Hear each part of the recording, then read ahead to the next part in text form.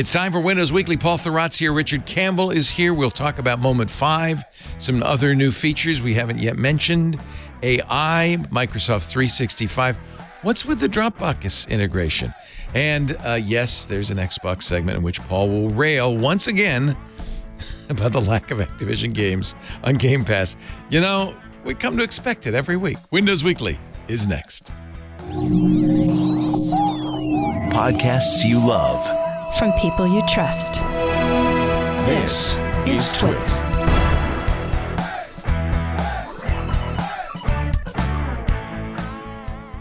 This is Windows Weekly with Paul Thurrott and Richard Campbell, episode 878, recorded Wednesday, April 24th, 2024. If you build it, you are dumb. It's time for Windows Weekly, the show we cover the latest news from Microsoft with these cats right here. Mr. Richard Campbell of Run As Radio. He is in... I don't know what he is in... I was only a baby in the 60s. I don't know what that was. We don't know. He is some sort of hand gesture. He's in Sweden, in Arlanda, which is, of course, the home of the airport for Stockholm.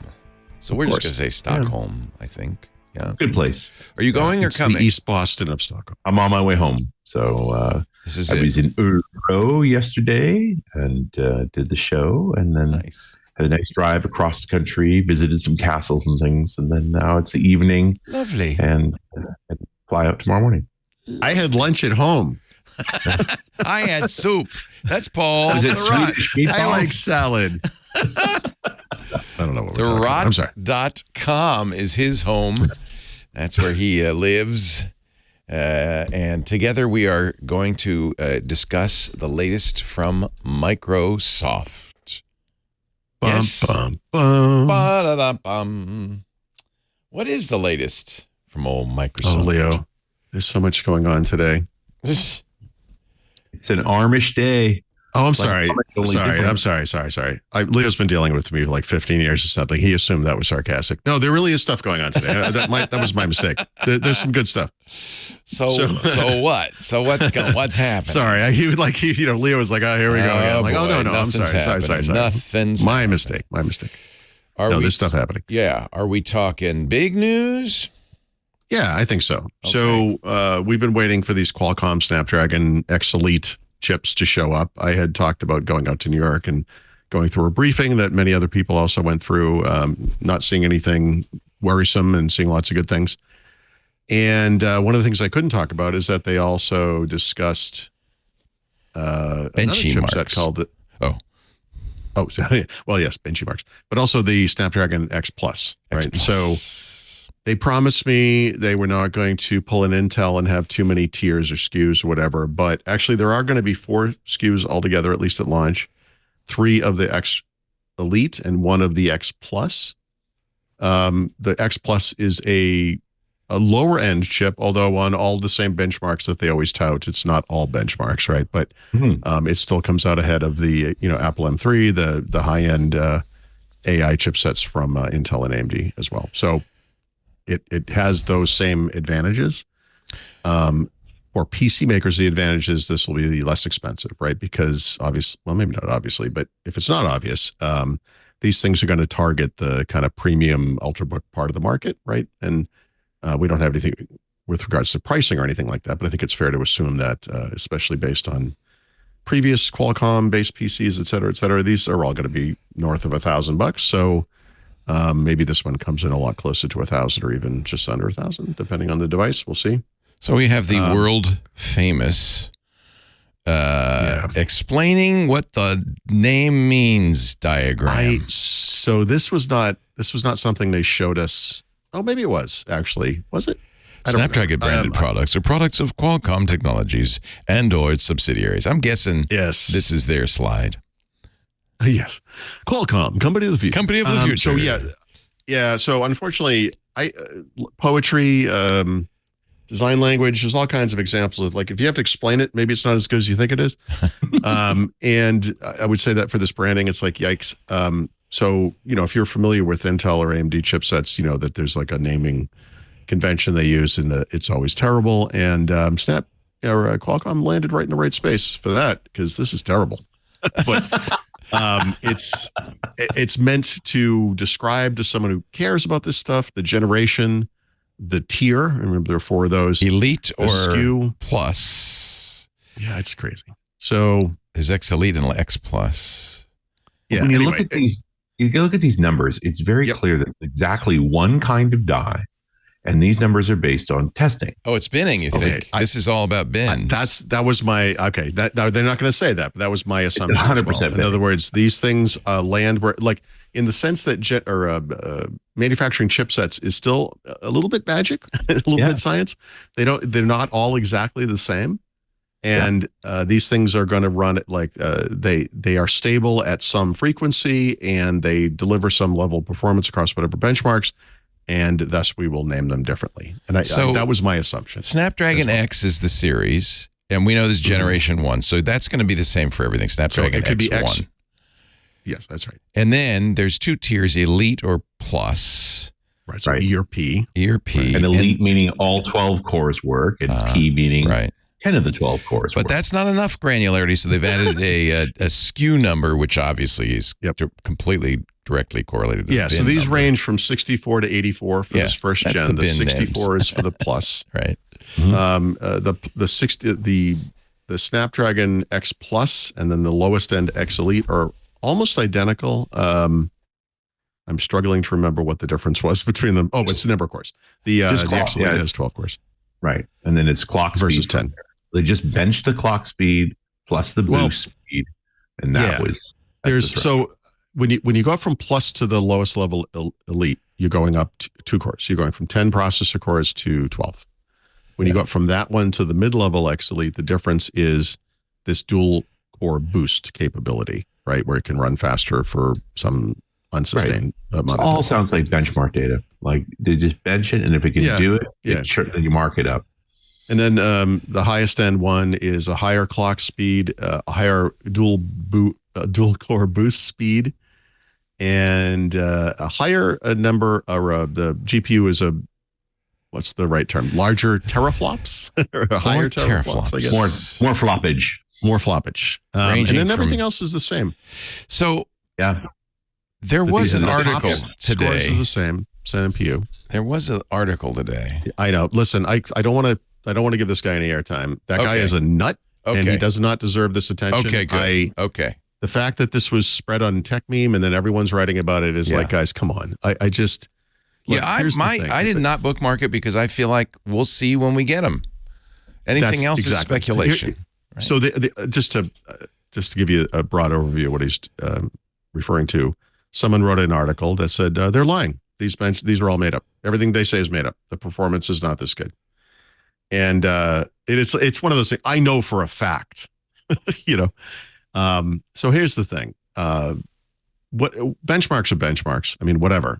These devices are going to go out in the world. I've always qualified this. Like, we're going to review these things. Yeah. People are going to run benchmarks.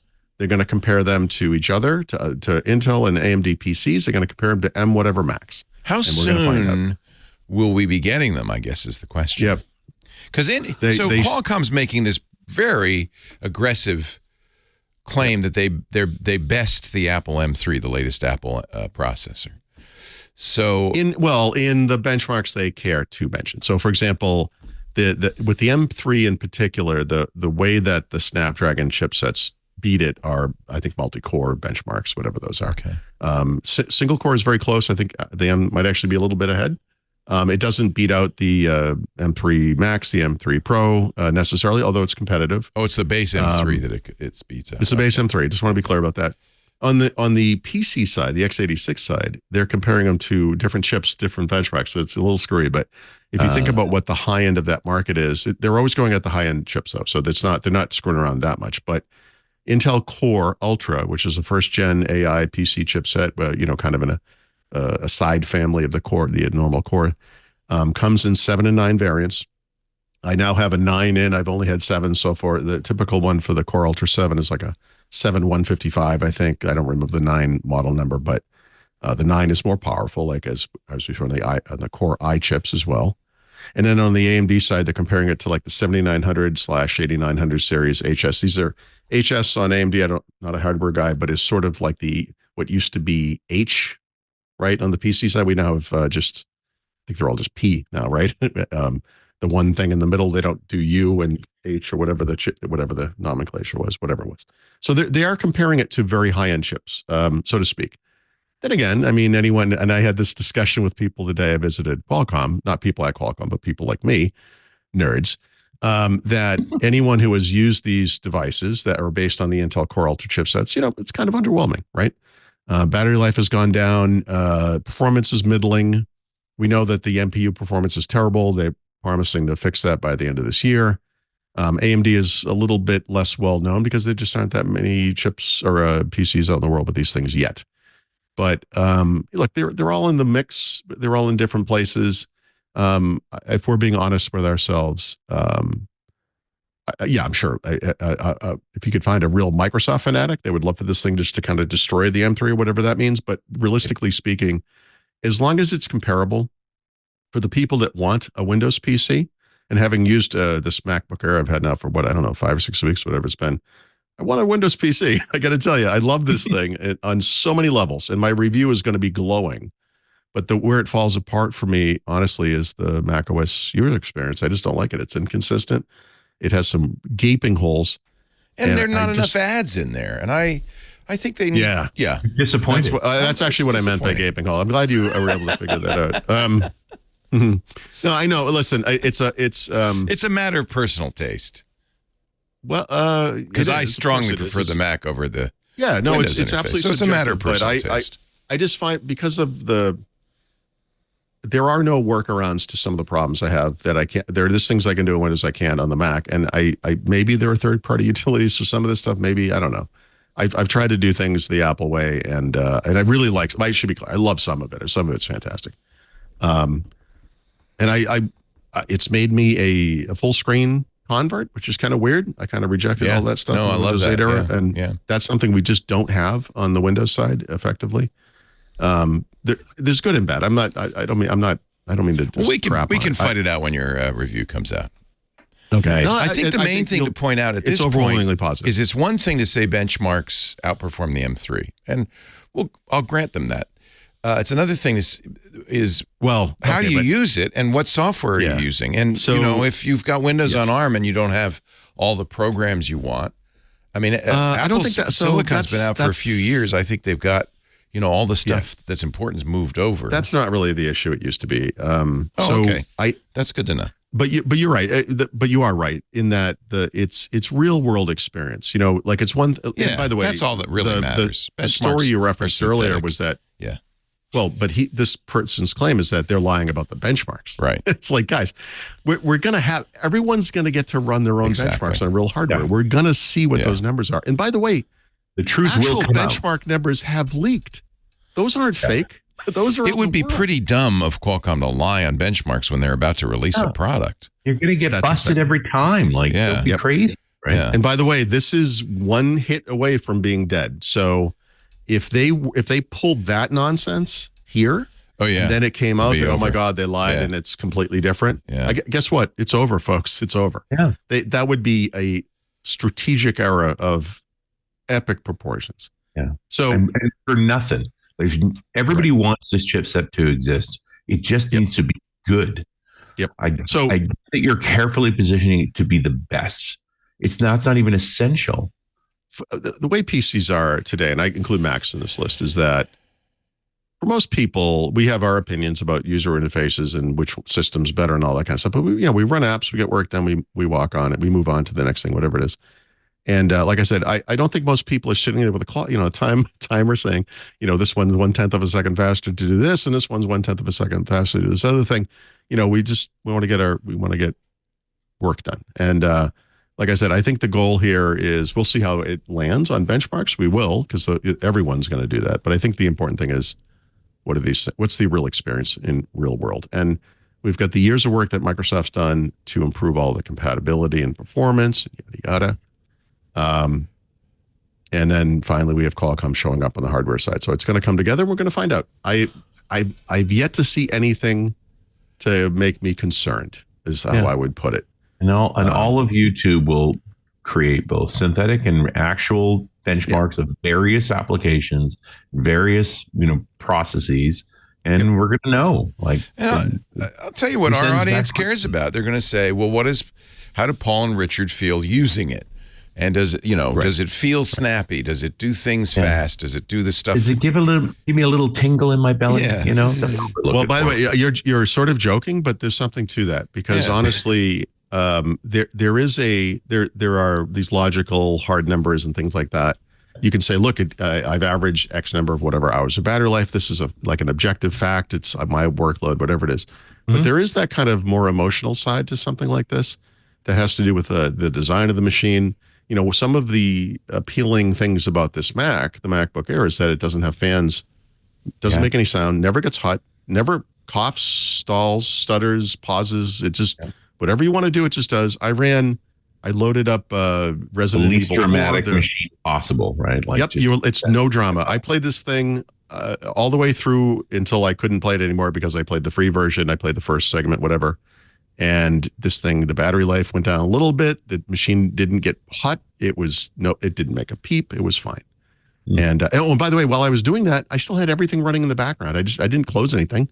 It's every time I open the lid, it comes on, which I know is a ridiculous thing to say. That's how there's a lot of laptops that don't work that way. I have dozens of laptops here. Let me tell you something. It's a roulette wheel, and it's a roulette wheel on the same PC. I have an HP Dragonfly Pro that I love, and it is. I could give you 6 possible things that could happen when I open that lid. Any given time, one of which is anytime. It is unpredictable. So there are things. I think the good thing about the Mac for me was that it kind of opened my eyes to some things I had kind of taken for granted on the PC side, and it made me realize I need to watch for this stuff because this can be better. And that's the type of thing I'll be looking for on these Qualcomm-based PCs, right? The instant on promise we've always had, the 10 to 20 hours of battery life we've always been promised, the effortless, hitchless performance, the compatibility, yada, yada, yada, all the things. So if they really are pulling down 45 tops, I mean, that's LLM class performance. You should be able to run a pretty damn large on-device language model. Which, by the way, I bet it does that great. But if I open Notepad and I have to wait 3 seconds for it, you're done. It's dead to me. I mean it. Well, it is always. It can't. Remember with hyper-threading, where as soon as you had a couple of different apps running, and it would start to bonk between the processors, and none of the benchmarks ever showed that. But in normal, real work behavior, that interaction became a huge issue. They re-architected the CPU after that. So this is a great question: is what is the interrupt level going over to the NPU? How do they shift memory on those things? And until we're really doing work on it, until you're in a flow, calling between different bits of software that are a normal part of work, you're not going to find those kinds of things. Yeah, well, I can't wait to find out. I expect to have a number of these come through the house this year, right? I mean, this year. I'm looking forward to your Candy Crush benchmarks, really. Yeah.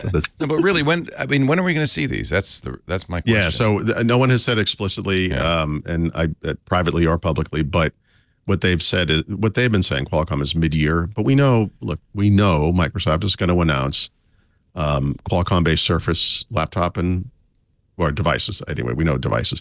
There was a leak. A20. Yeah, right before build. It will probably be part of the build keynote or something as well, I would imagine, right? Just at least mention it. But that doesn't mean they'll give a date either. It'll just be on pre-order. We'll ship them. We're shipping them. Okay, but we'll have some idea of what an actual machine looks like. We've seen some leaks of some Lenovo PCs as well. I'll bet it's silver with a screen. Yes. So one of the Lenovo, I don't know if this came up last week or it happened since, but one of the first one that leaked was like an idea pad or something like that. It's like a slim, the type of thing that would be fanless, right? The second one that leaked yoga was style Lenovo. Yeah. The second one was a more typical ThinkPad T series laptop, like a T40 or whatever S, which, used to be the slim thing before the X1 series came around. But all those T's are tanks, right? They can be, but the S is the thinner one, right? So the S1's a little thinner, but it could have full size ports. Yep. I mean, that's, it targets a business market and blah, blah, blah, whatever. So You can kill a small animal in times of need. Well, okay. So according to a source I do trust, there will be 13 and 15-inch Surface laptops built on some Qualcomm X something Snapdragon, right? We know from a leak that the Surface Pro will at least be on X Plus, because that's what leaked. And we already have people like, but I wanted to get the X Elite version. It's like, you don't even know what these things are. Shut up. Let's just see what it looks like. Relax. Yeah. But I would, Surface, obviously the goal there has always been, and sometimes they have achieved fanless, right? Without any, active cooling. That's ideal. This Studio 2 is a beautiful machine, but fanless, it is not. Yeah. One of the tough things for me is, like, since I got the MacBook Air, I've gotten 2 so far. I'm getting another one's arriving today. I get these like Core Ultra 7 or Core Ultra 9 laptops in, and they're beautiful. They're beautiful. And you turn the thing on and it's like, you're like, oh God, like here it goes. It's tough. Like, and I think we have a little bit of, I don't know, PTSD in the PC world with this stuff. Like, we're just, get a little twitchy with it. But like I said, I just want this to be in the ballpark. It doesn't have to be better all across the board, et cetera, et cetera. But it'd be nice. I'm not going to complain if it is, but I would like a Surface laptop or similar that's just like the MacBook Air, right? But running Windows. That's what I want. Right. Yeah, that's what you want. You want a MacBook Air that runs Windows first person. And I know. Put down the keyboard, everybody. I know I can do that with parallels and blah, blah, blah. And I will, just to try it, but I'm not going to force the issue. You'd rather not. No. I'm going to test it. I haven't yet, by the way. I've used it on multiple Macs in the past, but for right now, I'm just, before I write the review, I just want to, or publish a review, I just want to use the Mac, right, for the Mac. So we'll get there. And I don't really, brilliant. The ability to run Windows and Windows apps on a Mac is obviously useful on a number of levels, but the notion that I buy a Mac and then run only Windows, like in virtualization, is yes, possible, and B, stupid. I would just not do that. But so that's my take on that. Maybe you disagree. I don't know. Let's see. Oh, and by the way, one thing that, why do they have 4 SKUs, right? Like, why did this happen? Other than the fact that maybe they were seeing unreliable results in the manufacturing. And no, this is a bidding problem. They want to make sure they use 90% of the die, and making 4 SKUs does it. That's why the SKU comes out so late. And you're right. When I look at this SKU comparison table, it's so obviously binning, because this is, they're basically the same chip. It's pretty clear. And they can only run it at a certain clock speed. 100%. If it's, so that's pretty obvious. The X Plus is interesting to me. That one, they literally have fewer cores. So in that case, cut the cores off. They had defective cores. Right. Okay. Well, what they're saying is, and this was the whole Surface thing. When Microsoft took that radical step to compete with their best partners and make their own PC, there's this kind of yin yang, good bad aspect to the whole PC market where we have all this choice, and then the bad side is we have all this choice. It's like nobody knows what the hell any of this stuff means. Oh. And it's like, could we just here's an idea, just make the best one and sell that, but one of the promises of the PC market is that we have a range of not just choice, but also prices, right? So having an X Plus chipset allows them to charge the PC maker less, and allows the PC maker to have a lower end product. Not that it's going to be a cheap piece of like educational plastic or anything, but maybe something that's in the $800 to $1,000 range instead of the $1,200 to $1,500 range, or wherever these things may lay. We don't know. And the performance range is not that high. I'll defy you to really know the difference between that Plus unit and the top Elite unit. Yeah. Oh, I have to. How often are you using where it's like, damn it, if only I had 12 cores, 10's not cutting. Everybody asterisk watching this podcast, and the asterisk is not literally everybody, but most people, like, we all think the same way. We're like, we have to have the big one, right? Yeah. Like when I bought a MacBook Air, not a MacBook Pro, but when I bought it, I'm like, yeah, I'm going to max out the RAM. That's the way we think. It's kind of you can justify it. It's like a future proofing kind of a thing. You can whatever makes you sleep at night is fine, but there is a market for, is this the good one? Yeah, I want the good one. That kind of thing. I came in the door because of the cheap one, but what I want is the Yeah, I'm interested in the price range that are not. Well, but I have to say, I have had the M1 Max, the M1 Plus Max, the Mac, the M2 Mac, the M3 Max Mac. Right. I can't. And you must note a dramatic difference between all this. As you know, there. Yes. There is no difference. There is. I mean, I know when I so I compile my Lisp code, and it might run 50% faster.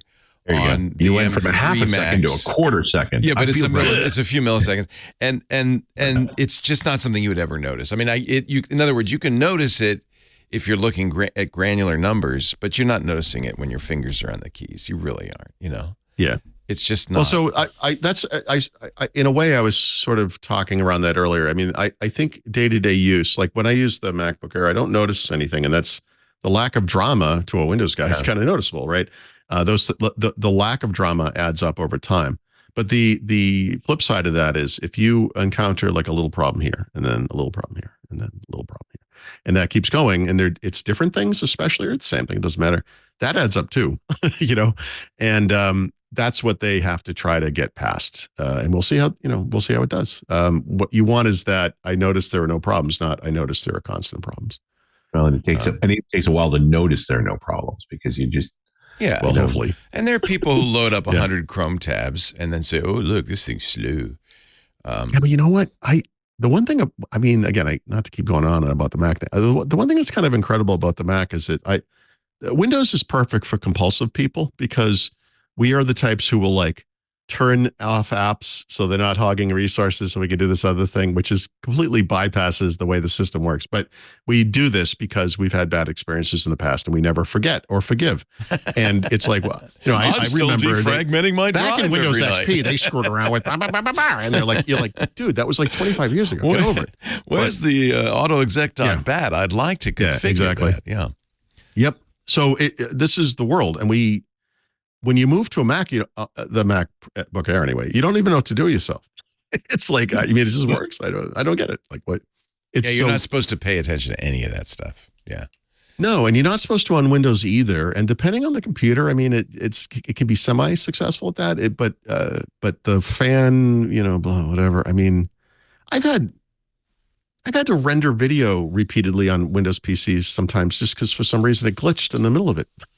You know, like weird things happen, you know, there are gremlins in the system is all I'm saying. So I hope they, you know, the one of the sides of the whole conversion to ARM is they are leaving behind some of the legacy dead one. I think it's going to help, you know, rather than being like, oh, we're not going to be able to run WordPad. It's like, that's cute. But the thing runs for like 20 hours. Like, could you just maybe be happy about that?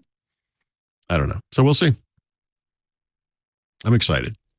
I would consider buying one. Yeah. I am curious how Linux will run on them. I think. You're ruining a kind of an article I'm halfway done with, which is that my job. And I meant to get this out before they announced this stuff, and I just am so busy. But it occurred to me because the way my brain works, like, yeah, you know, Windows is going to benefit from this chipset switch, right? Absolutely. But so is Chrome OS and Linux, right? I mean, and these things are already lighter weight, especially Chrome OS, and in Chrome OS's case, more modern in the sense that there's not a lot of legacy baggage there. And I mean, what if this thing we've all been waiting for to make Windows better also makes these other platforms? Yeah. Yep. And now we have something that runs for 15 or 20 hours, whatever it is, and is super simple and normal people can use it. You don't have to worry about blah, blah, blah, blah, whatever. I mean, and I'm just saying. Arguably longer because it is a more efficient OS in the that's first. What I mean. Once that gets into your brain, it's hard to get it out because we've been so excited for the Windows part of it. But the truth is this is a good chipset. It's good for everybody. It's going to float all boats. Yeah. And I, obviously, maybe it's not obvious to people, but there have been ARM-based Chrome OS versions in the past, and probably now still. But you know that it's kind of coalesced around the whole x86 thing. That's not so. No, there are a lot of ARM-based Chrome. Lots of. Then I would say there's some advantage to that because they can run Android apps, right, and Android apps would run kind of semi-natively or whatever it is. Yes. Right. I mean, would they run better? That's my thinking on that. So anyway, I don't want to put too much of a wedge in the spoke there, but it did occur to me, so you're kind of half joking, I know, but also half serious. Like you want to try Linux on these things. I think Linux and Chrome OS will benefit from this. And the question is, what if they benefit more? I mean, we'll see. Yeah. One of the vendors runs with this in a big way, make a really beautiful machine. I hope that they make drivers available so that, I mean, there are plenty of ARM distros. That's not the problem. It's Yep. Yeah. So that's a tricky area, because that would have to come probably from PC makers. Like the one of the areas where, like, they don't like this, but one of the areas where PC makers benefit on the Windows side with ARM is that Microsoft supplies all that in the form of class drivers. Right. And this was a big sticking point back in the Windows RT days, where they did not want this. This was not the way the world worked, and they were like, and they didn't want Microsoft taking over more of the stack. But the truth is, that's how you want that to happen. You don't, as an Android device maker, say, no, we'll handle our own networking drivers. We got this. It's like, dude, what are you doing? Like, this is a standard part. Like, we'll see. We'll see how that. A lot of people are asking questions about whether they'll be able to buy these chips, buy the motherboards, but build their own PCs. Yada yada. We don't know the answers to those things. No. But I will say there's discussions going on with Qualcomm and all of those vendors. That's right, because no question that Asus could build a motherboard around this, and you can buy it if you want it. The question is whether they allow it, and why wouldn't they? What you want to sell more of these things? Yeah, we'll go for that. I have 2 workstations in my office. One of them could be a Snapdragon set. What the heck, right? I think this could wipe out Intel if it's done right? Yeah. Even things like NASs or little devices that kind of run low end, whatever they're called now, Celeron type chips. And, you buy like a NAS, it's like, can it do hardware encoding a video? And it's like, of course it can. It's running on a Snapdragon, and it won't even make a peep. And it's going to be a big difference. That's like a huge market, but sure. I'm just saying, we got set-top boxes, this thing, all kinds of stuff. Yeah, this thing in a small solid state machine, be a heck of a home assistant engine. Like, that'd be astonishing. It would do all the voice work itself. Like, it could do it all. Yep. Image recognizer off your video cameras, like the whole 9 yards. Right. So we'll see. I mean, when Microsoft announced, I don't know, Palladium, which became TPM and Longhorn, and it was all, this is their secret plan to get rid of Linux, which, by the way, it was, but there was a lot of fear and anger about this kind of stuff. And that might come up again now, because we're going to see what happens. Like, will it be possible to buy a ThinkPad, whatever it's called, T40s or whatever, running on a Qualcomm chipset, and then be like, yeah, I want to run, Arch Linux or whatever it is. Yep. I don't know. There's no question. It's all, it's just, it is purely, do you want to spend time getting the drivers in order? Yeah. Well, I mean, it behooves these companies to do that. And some of them, some of them do a good job of that on the x86 side. Lenovo says they're going to do a ThinkPad, right? Yeah. And they are very Linux, pro Linux, or BSD. They are, but it's the issue here. See, I mentioned the Sinofsky book last week, and one of the issues he raises in there, and I sort of alluded to it earlier, was that the system, it doesn't work the same. You're in that case, you're forcing these PC makers to accept this thing that was sort of a reference design and be like, you have to sell this. You can put your own box around it, but it's this. This is it. You don't get to screw around with, where chips are laid out and what's in there and blah, blah, blah. Like, this is the thing. And they did not like that. So, and they may not like that now. Although we're seeing and have heard of a lot of support, like Qualcomm listed out. It's all the major PC makers are supporting this. So that tells me maybe this has evolved, but we don't know that for a fact. No one's really talking. They're also watching Apple eat their lunch with a fully integrated SoC and saying, where's my fully integrated SoC? And now here it is. This is a fully integrated SoC.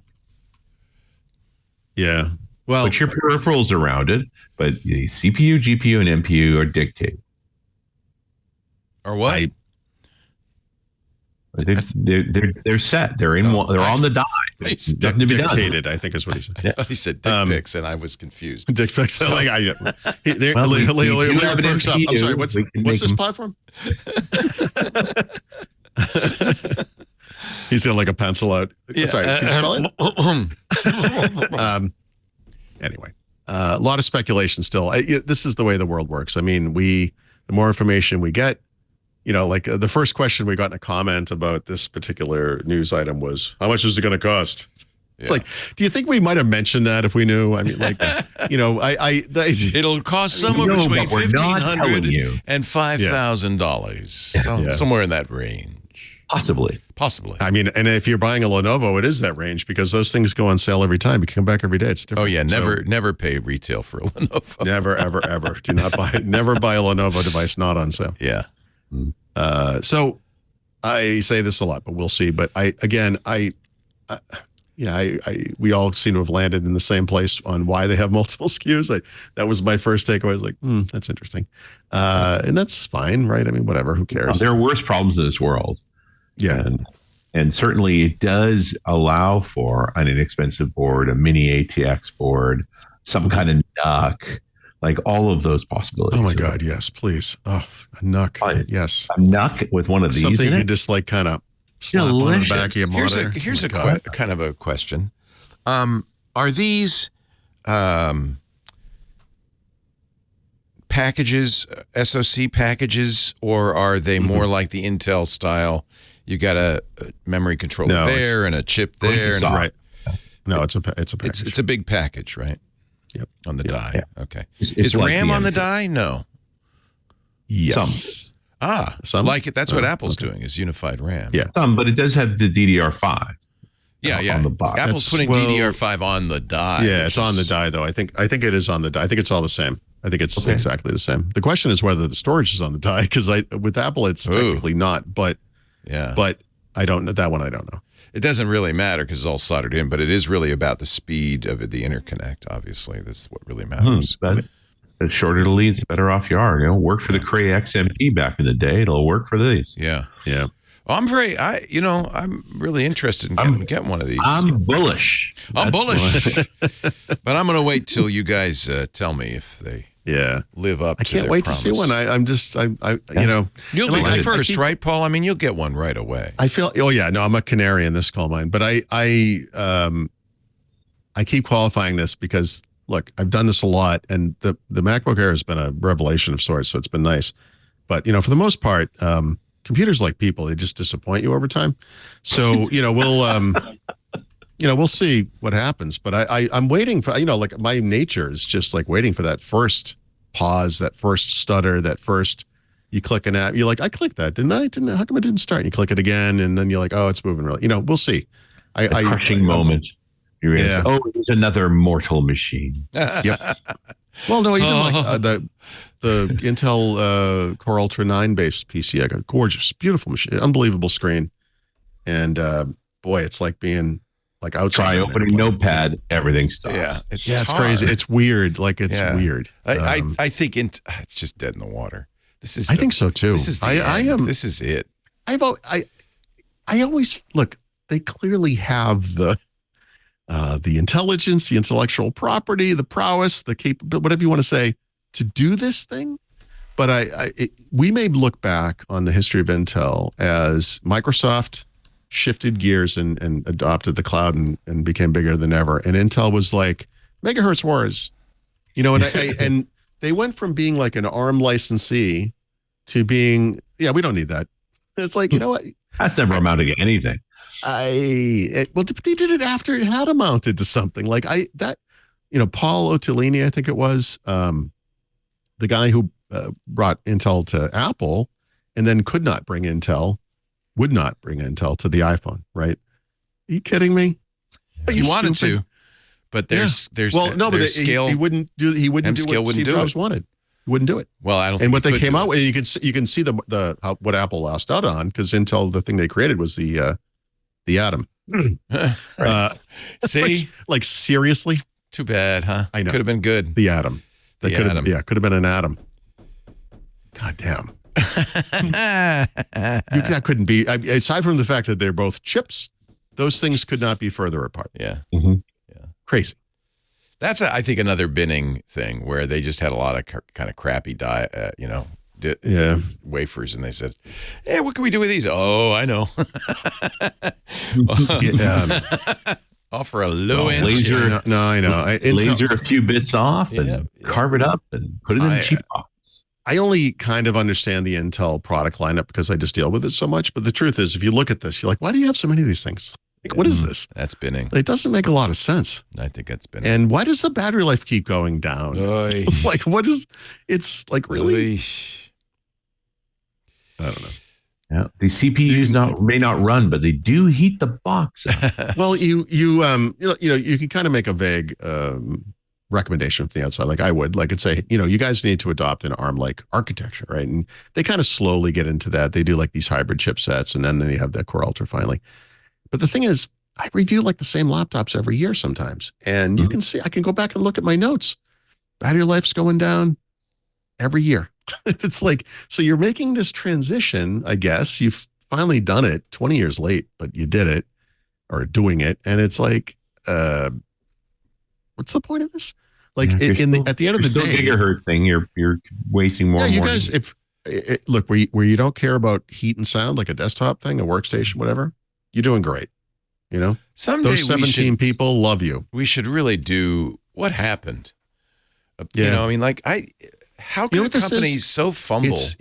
It's what do you call it? Like, it's a defining moment where you made the wrong decision, right? Like, you could look at certain products and say, oh my God, more than one occasion.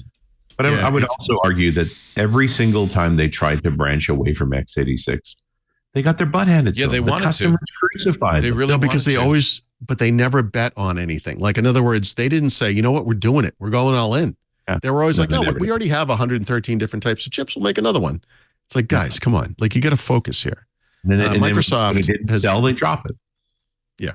Microsoft begged them and not for years, for decades, to go thinner, lighter, more efficient. Before ARM was the thing on phones, or well, it was always the thing on phones, but before phones became the thing, they were asking for this. They would make these references. Could you do one of these things? Like, could you just do this? And then, the iPhone happened, Android happened, the iPad happened. They're like, are you gonna, like, when are you gonna do this? And they always said no.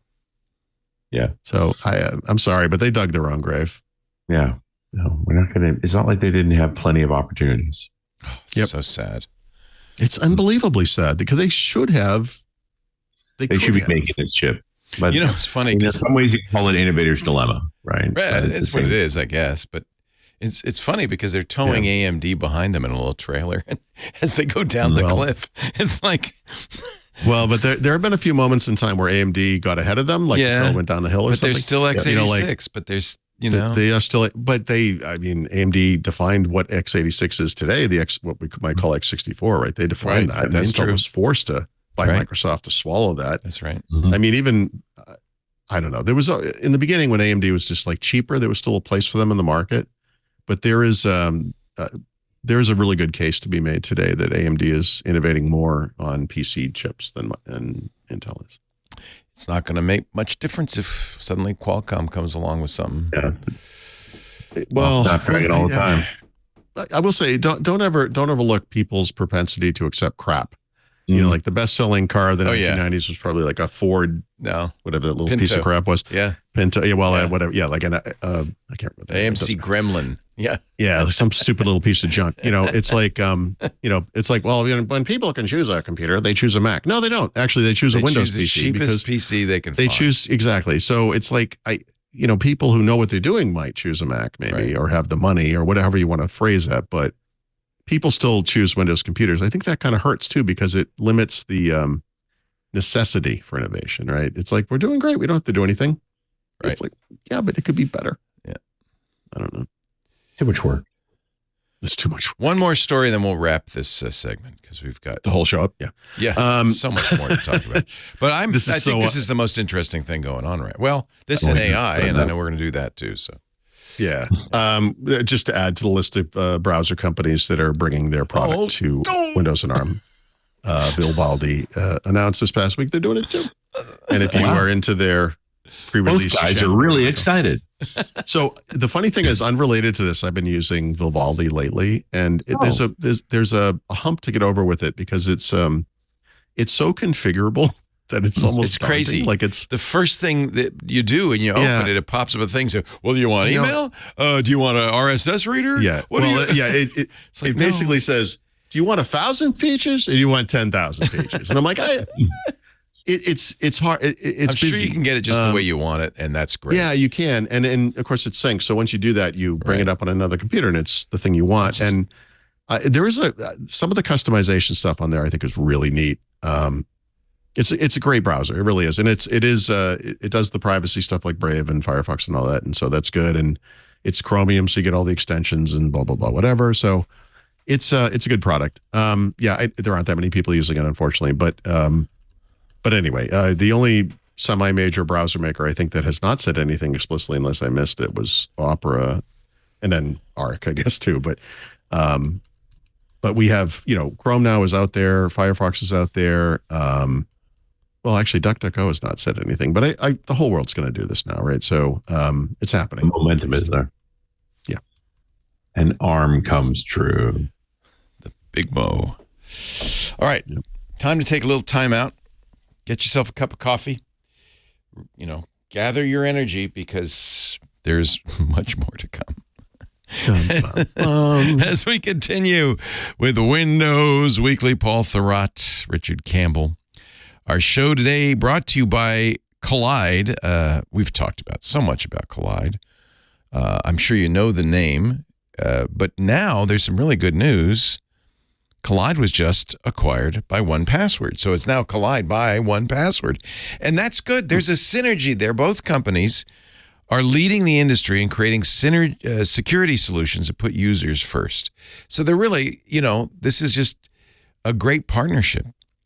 For over a year, we've been talking about Collide Device Trust. It helps companies with Okta ensure, Okta makes sure that person is that person, they authenticate the person. Collide authenticates the devices, makes sure they are secure and known before they're let in. And, joining 1Password just makes perfect sense. That's what they're going to keep doing. So if you use Okta and you've been meaning to check out Collide, don't hesitate. This is a great time, better than ever. Collide, by the way, is easy to get started with because it comes with a library of pre-built device posture checks. So you can just turn it on and immediately you get, that baseline protection. It's quite good. And if you've got some unusual devices or you want to extend it, you can easily write your own custom checks for just about anything you can think of. The other thing I love about Collide is you can use it on devices without MDM. So your entire Linux fleet, your contractor devices, every BYOD phone and laptop in your company, they can all be protected with Collide. And now that Collide's part of 1Password, it's just going to get better. I want you to find out more. Check it out at collide.com/dubdub. Learn more. Watch the demo today. That's KOLIDE, collide.com/WW. Collide for companies that use Okta. Now part of 1Password. Okay, let's see here. What do you want to do? What do you want to do next, guys? So, to me, this would have been, well, I guess because it's Windows, would have been the top story normally. But yesterday, Tuesday, was week D. We need a term for this. We have Patch Tuesday, right, for the second Tuesday of every month. Mm-hmm. I guess, what do we call this? Fast and Fluid Tuesday, Mistake Tuesday, I don't know, Preview Tuesday. This is going to be a term for this. But the Tuesday of week D, the fourth Tuesday of the month, is when Microsoft now puts out their preview updates for Windows 10 and Windows 11. And this is an early look at the Patch Tuesday release for next month. So last month we got Moment 5. This time we're getting something much less than a moment, I guess. It's less than a moment.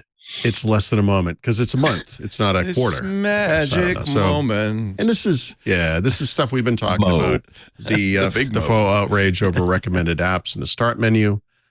There's also, I don't know that this was promoted. Maybe I just wasn't paying attention, but they're also going to, actually, the way they phrased it was you might see, they literally said that word. I love it. Frequently used apps in start as well. These would both appear in that bottom recommended section, right at the bottom half of the start menu. Yeah, you can turn these things off. I said this last week, but the controls to disable this are already in Windows now. So, You can turn it all off if you want. Maybe that should have been my tip. Maybe I'll do a little video on this. The way to define this, though, is if you open up Windows settings and search for suggestions, the top link goes to system notifications, go all the way to the bottom, past all your apps, and it says additional settings, and you want to turn all those off. There's 3 of them. It says show the Windows welcome experience after updates and when signed in, show it's new and suggested. That's not what it does. That's a full screen ad to get you to sign up for a folder backup in OneDrive if you don't have that enabled, and then some other features. It's basically about getting you to enable things you don't want to enable. The second one is suggest ways to get the most out of Windows and finish setting up this device. And the third is get tips and suggestions when using Windows. So just turn them all off, and then you'll never see these things that everyone was so outraged over. So when they come, I guess, but they're buried them pretty deep. You got to dig down to get. Yeah. The only thing buried deeper than this is how to change your default search engine in Microsoft Edge. It's like one of those hedge mazes.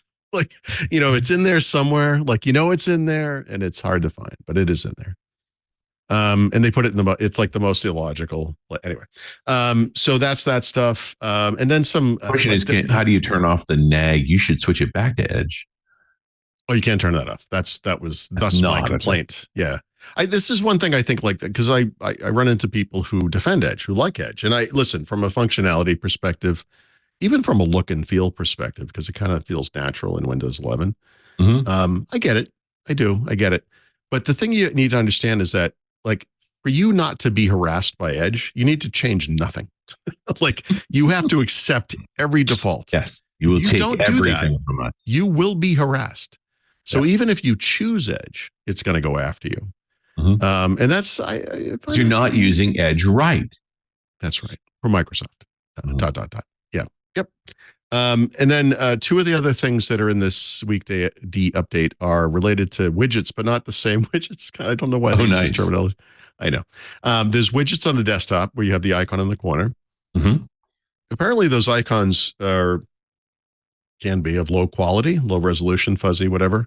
So they improve the resolution of those, and then they've added more. And the reason you would see different icons down there is if you have like all the notifications and stuff on. So the weather icon can change if it's cloudy or sunny or rainy or whatever. And then they have different icons for like news alerts, like things are happening out in the world. So I turned all that stuff off other than the weather. So I don't really care about that. And then there are these things that I thought were called cards, but they're adding what they're now calling widgets to the lock screen. And these are the things that started with weather, where you get that one card. I still think of it as a card in the bottom middle of the lock screen. And then more are coming. I think news and sports, and I don't remember what, or stocks, maybe. I don't know. There have been some changes there as well. I still don't see anything other than that one stock weather widget anywhere. And even then, I don't always see it. So standard Windows experience these days. And that's about it. So whether you're on 22H2 or 23H2, you'll get the same update if you want it now. And then if you don't want it, you can get it patch Tuesday in May because you're getting it anyway. So it's only a question of when, not if. Yeah, exactly. I mean, you got to bend over eventually. That's all I'm saying. So, I mean, you can be cute about it, but it's happening. Here we go. Yep. And then since last week, there have been 2 releases to the Insider program. One is the promised threatened separation again of Canary and Dev. So they've gone their own ways.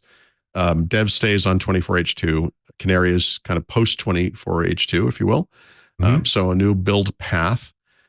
This means, among other things, that if you hadn't already made the switch, you can no longer switch between the 2. So if you're in Canary, you're in Canary. Now you get to reset the machine. No way out. Right. Well, there's a way out, but it's involves paving your machine. I do this so often. It's like the summer after high school, I did construction work, and I think that summer I replaced a tire on the truck almost every day all summer. So I replaced probably 110 tires over the course of the summer. I got really good at it, and that's how I feel. Yeah, that's how I feel about Reset This PC. Like, I do this all the time. Like, this is just. Most people would be like, I don't know. I'm like, oh yeah, let's go for it. This is fine. Jump off the cliff. It's going to work great. And it, by the way, it's always great. It's fine. And then just minor changes and nothing to speak of there. No new build for dev channel. Nothing has happened there.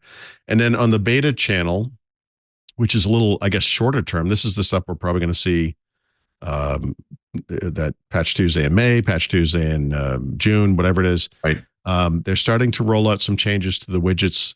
More widgets. Yeah. So this one now with extra widget. Before the show, I spent a little time explaining to Richard how I waste my time on work-related things, and this was because of the language of this post. Laurent, the guy who writes our news, we spent about an hour going back and forth on this one. On the right way to do it, because Microsoft doesn't know how to use language consistently. Right. So I had to basically decode this, and here's what's happening. Today, the widgets board has two sides, and they've had different names, so let's not worry about that too much. But there are widgets, and then there's a feed. And the only feed today is what used to be called the discovery feed, but it's Microsoft Start feed, whatever the name is. It's a feed. It's a news feed. It has all those crappy news quality stories, data sources, that everyone bitched and moaned about, as they should, because it's terrible. So, responding 2 years later to the complaints, they made this thing extensible. And they allowed, among other things, users to turn off that feed, but also to install third-party feeds, of which there are 0 to this day. Right. I don't check every single day, but I checked certainly when this thing came out yesterday, and there are no third-party feeds.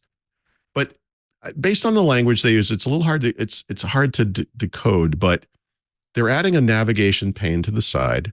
What they're going to allow you to do, I know to be true, is without turning off the feed, you can toggle the feed. So you can have a view that's just widgets or widgets with a feed, I guess. Right now it's the feed, right? They may be. There could be more, but there isn't any. Right. They may be, and this one's a little unclear, but it seems like they may be offering the ability, as you install third-party feeds, to also toggle between those feeds. So if you have if the I don't remember the name of it. Whatever the Athletic was purchased by the New York Times. I think if you love the Athletic and you're a subscriber and they make a feed for widgets, you could install it in widgets, and you could toggle between no feed, the Microsoft feed, and the Athletic feed. I'm just making that up. No one said they're doing that, but I think that's what they're doing. That would so be they're good. testing that in beta. I have to see who else are widget sources. I haven't even seen him pull. There are no widgets. There are no feed sources. So right now it's just a theory. Oh, it's a theory. Well, if you build it, you are dumb. Well, maybe they'll come. We'll see. So far, no one has come. There's an account manager in Start. So I had just experienced, I think for the first time, that thing where you open the Start menu and there's like a little orange circle on your user profile picture, and then you click on it and it says, I know we haven't asked you this before, Paul, but we're thinking, just let me throw it out there. Maybe you want to enable OneDrive folder backup. What do you think? You just want to just do it? Yeah. And then my options are do it now or just ask me later. So that's all you get. That's in stable. That's not what this is. This is when you click the power button, and you will get, maybe it is the user. Actually, it makes more sense. It would be the user profile button. They will ask you to do certain things related to your Microsoft account, typically, including such things as you don't have enough recovery factors set up. Maybe you should do that. Which, by the way, not a horrible thing to do, honestly. Yeah.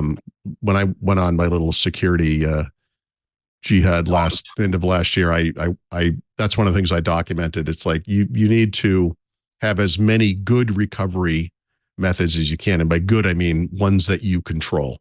In other words, not an email address for work that may fire you, or a school that may get rid of you, or, they need to be things that you control, and multiple things, right? So I'm going to hold off on whether or not that's a good one or not. That's hard to say.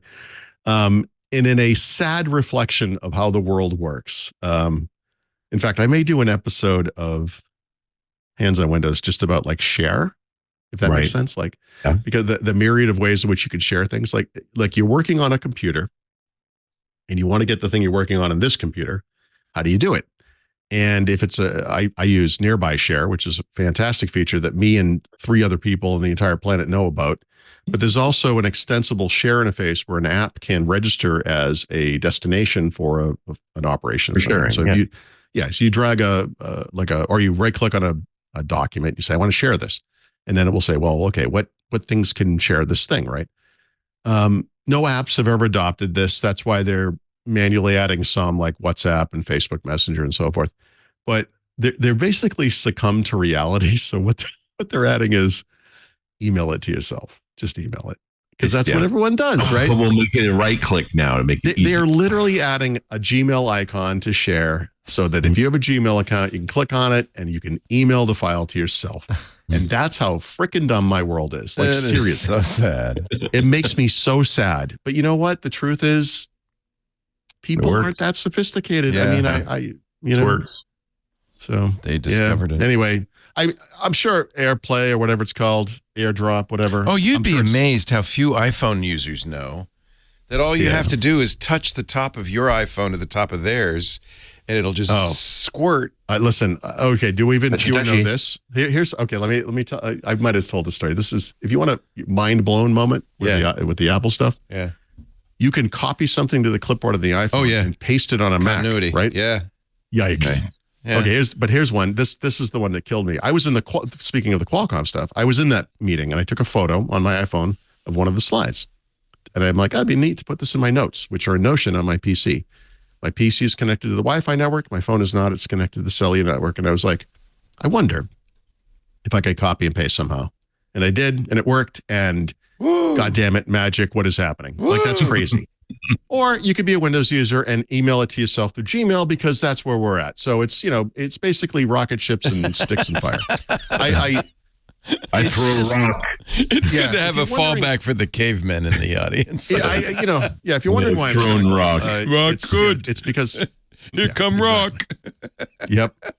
It's not even their email thing too. They're like, screw it. Like, people are using Gmail. We're going to put there. And it's like, seriously. Anyway, okay, it's fine.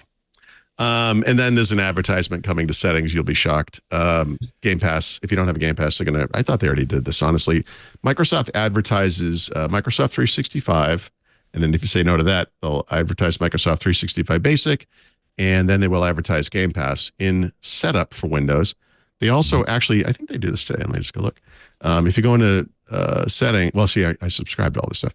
So if you don't subscribe, they will advertise, Microsoft 365 Game Pass, and actually, I think Copilot Pro as well. So, right, like so I'm not sure what's new there, but in case you were thinking, rate is getting high.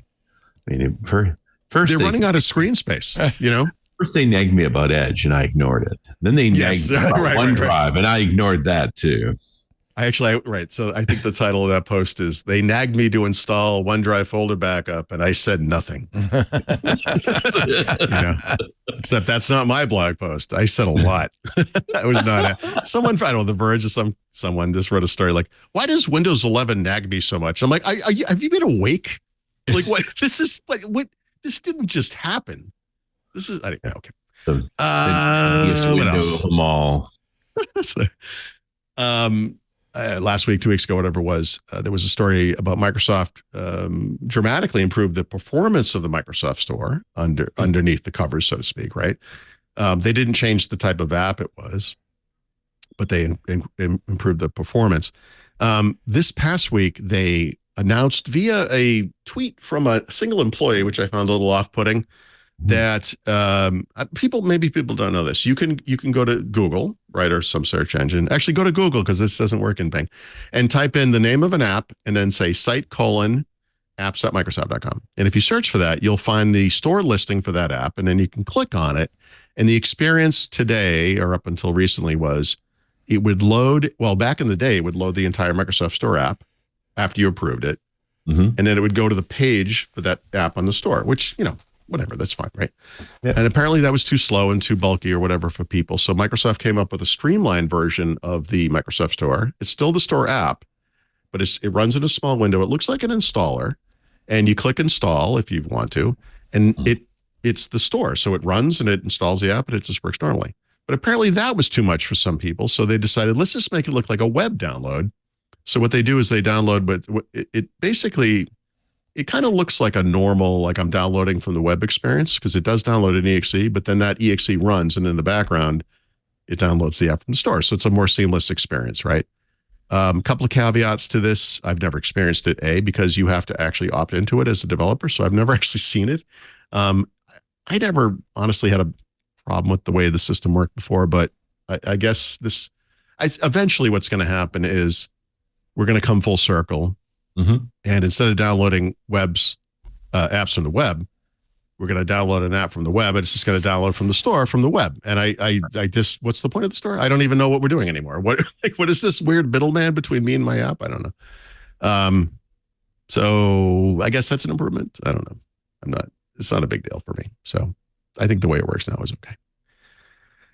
And then this is only kind of semi-related, but remember when Mark Zuckerberg a month or so ago, whatever it was, he like reviewed the Apple Vision Pro. Yes, he did. Yeah. And shocker, he didn't like it. Yeah, it was weird. And he went, and a lot of people, he got a lot of bad feedback for this, but negative feedback. But one of the things he said was he kind of made the case that Apple was this closed proprietary system, and that their thing was open, which it is not, and that this followed the battle that's always been in place between like open Windows, Android, closed Apple, Mac, iPhone, and that this was yet another example of that. Leaving aside the fact that most of Apple's competitors have in fact been closed too. The Quest, whatever it's called, a Meta, whatever, what's that thing called? A Meta, whatever is Quest, Horizon, Meta Quest, yeah. Or Horizon World, yeah. Yeah, you mean their software? Systems. Yeah, but now they're not. So they announced, Meta did this week, that they are opening up this platform, and they're going to allow third parties to sell headsets of their own. And a couple of PC makers, because they can't ever make good decisions, decided they're going to, like Lenovo was one of them, they're going to sell these things. Okay. And so there's a loose tie-in here. Microsoft is not going, the initial report suggested Microsoft was going to be one of these companies. And it's like, come on, really? And the answer is no. But they are going to they're going to do some kind of an Xbox licensing something with some third party, where there will be an Xbox edition Horizon OS device that I assume will look like a black rectangle on your head or something. I don't know what the point of that is. Yeah, weird. But I'm not a big fan of Meta, Mark Zuckerberg, or VR, but it sounds okay to me. VR is the next big thing, don't you know? That's what I've been told for 25 years. I don't know. I mean, I will say they just dropped the price of their Quest 2 to under $200 permanently. Because they have the Quest 3 now as well. Right. Yeah, but at that price, I mean, like if you want to see what all the fuss is about, more people will learn how useless VR is. It's great. Yeah, I think it's important that more people have unused electronics in their closet, like devices gathering dust. It's a great thing. You saw something for the cat to curl up on. I try not to take a victory lap. The Vision Pro sales have been very disappointing. Yeah. And they didn't make that many in the first place. But yeah, they thought that. Right. Well, what could they have thought? There was a very sad post on Reddit by a guy who bought 20 Vision Pros, expecting to be able to sell them for a significant premium. Right. Oh boy. And I'm sorry. Are we going to feel bad for us? Didn't work out so good. In fact, apparently you can go to eBay and buy them for less than retail now. Right. So it's like exercise equipment, Yeah. Most of the people who buy this thing use it for a little while, stop using it, and then after a while they're like, why do I have this expensive thing in my house? Yeah. I don't wish it ill or anything. No. It just was apparent to me we've already tried this and it's failed.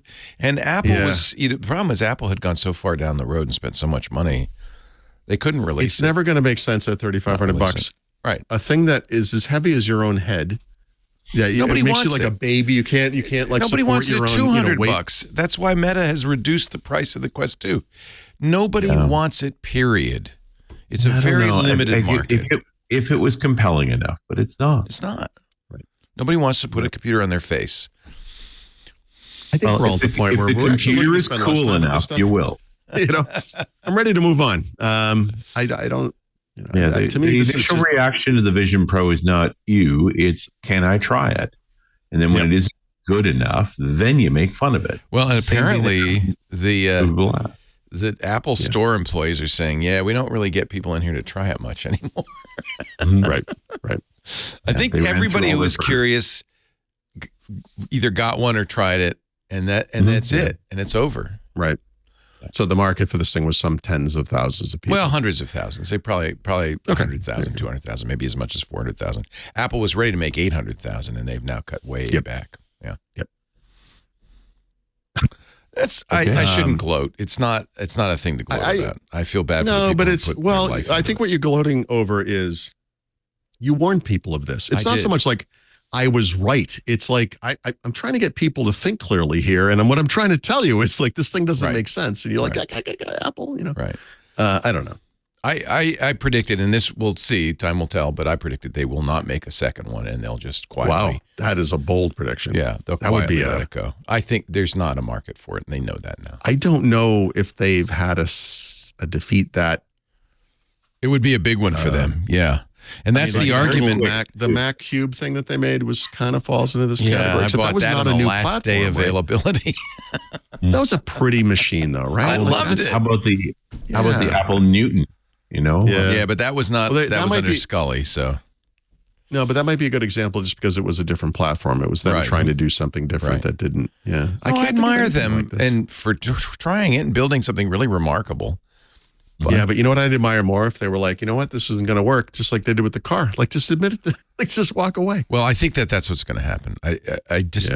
It would be imprudent, I think, for them to throw good money after bad at this point. But the question has always been, will there be a V2? Right. Yeah. What's this called? You're punishing the existing customers. Like, hey, remember that $3,500 you spent? Got another one? Yeah. Well, they were well warned that this is not. This is you're buying the very early edition. Yep. But the dearth of stuff, the dearth of content, the dearth of apps it's the price and the price. Look, when you Apple makes these iPhones, which are fantastic. They're fantastic. They're beautiful machines. Yeah. And when they market the next one next year, and they're like, they don't say this, but the marketing is basically, that piece of crap you bought last year, this is way better. But you can at least know when they say that, like, come on, this thing I have is great. Whereas I think the people with the first gen Vision Pro are going to be kind of out. If they do make another one, it's going to be like, wait, what's happening here? We'll see. I don't know. It's Meta. I feel like Meta did all the market research for them, and Apple just didn't want to listen. Yeah, right. Apple said no, but ours is going to be better. But there were those stories at the beginning that the engineers were saying that Tim Cook shouldn't release it, and he wanted it. Yeah, so yeah. Yep. Let's take a little pause that refreshes before I load any farther. And then we'll go to Microsoft 365. And yes, there's a lot of AI news and Xbox news. And of course, Richard, even though he's in Sweden, is going to return to Scotland. The Glens are calling. Back to the Glen. Are you thirsty, Richard? Are you thirsty, laddie? Have a wee dram on me. I got a bag of brandy going home with me. Oh, nice. You got the, whatchamacallit? The bladder. The Vin, yeah. The Vin? How many bottles? 4. 4 bottles of Devin. How long will that last you? Oh, minutes. Because you're going to give it to friends. Because you're such a generous guy. So it lasts about as long as a typical Vision Pro experience.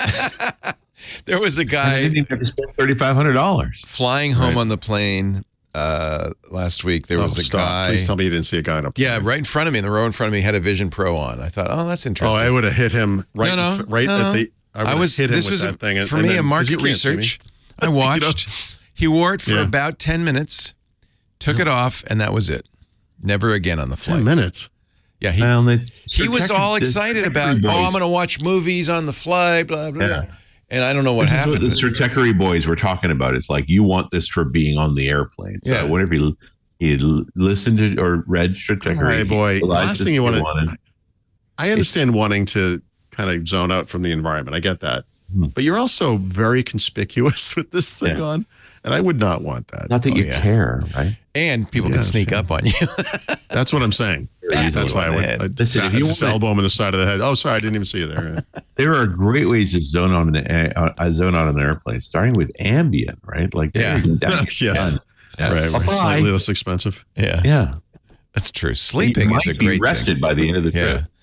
If I could sleep every flight, I don't care if it's the middle of the day. I just want to sleep through it.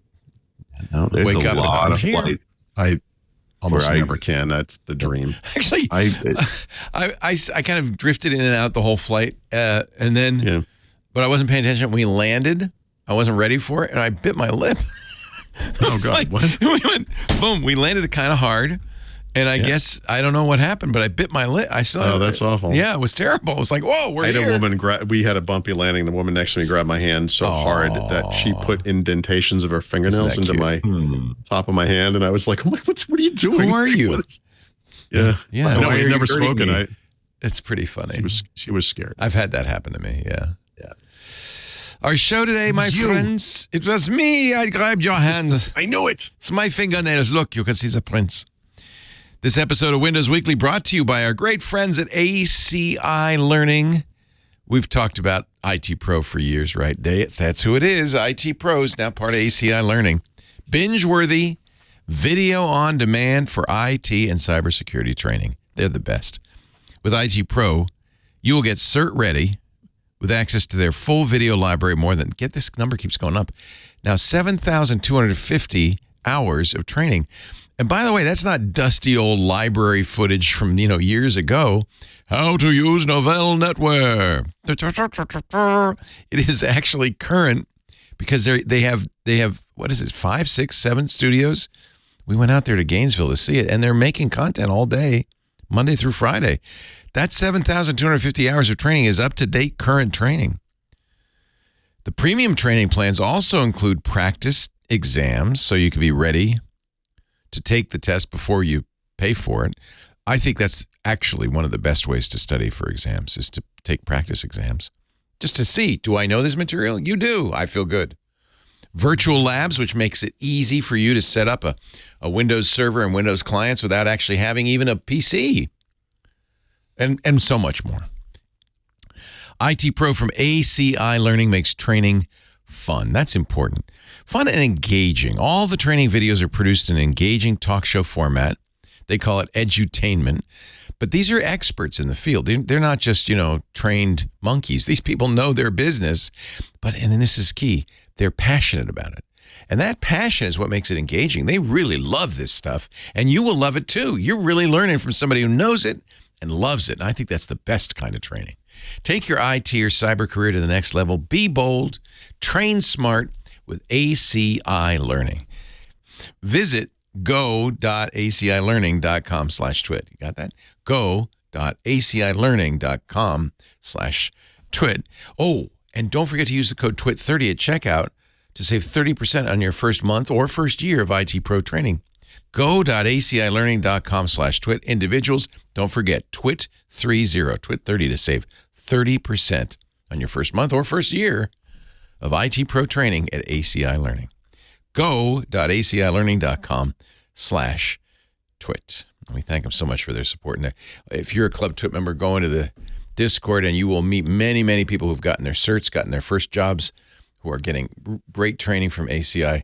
There are so many of our audience members have, and they're happy to share their experiences with you. All right, back to the show we go. Paul Thurrott. Oh, the show. The show. Yes. Oh, it's the show. And Richard Campbell. Yes.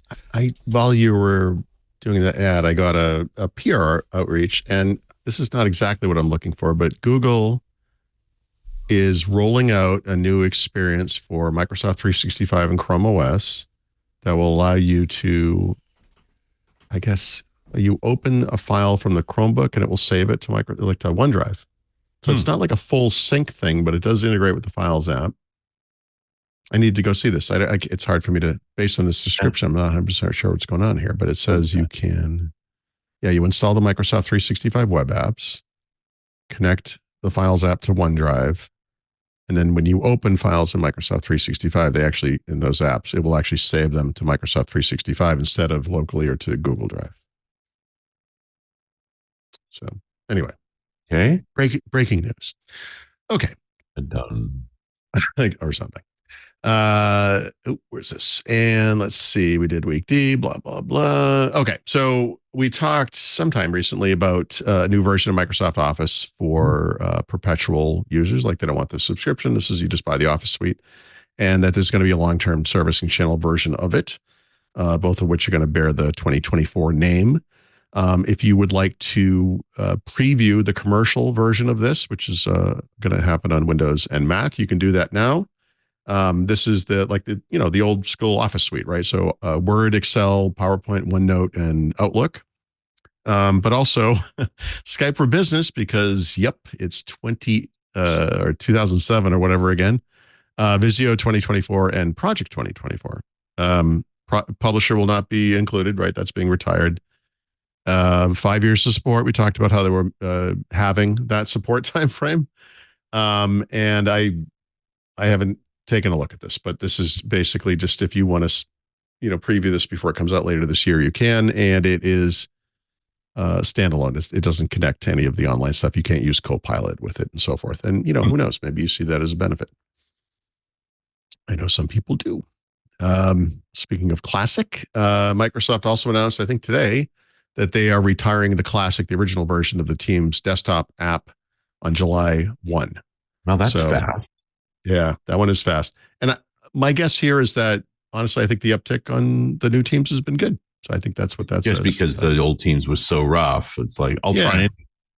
I don't hear, I don't mean, and don't ping me because I said this, but I don't hear people complaining about the new Teams. Like nowhere near. Yeah, the original Teams, a lot of complaints. I had a lot of complaints. It's more Stockholm syndrome. You've been so badly burned now that we gave you a new version. Don't make us do it again. Yes. The new one's more lightweight and all that stuff, but I never had a problem with like the heft of it. To me, it was just lots of bugs and weird behaviors, and I don't know. It seems like it works.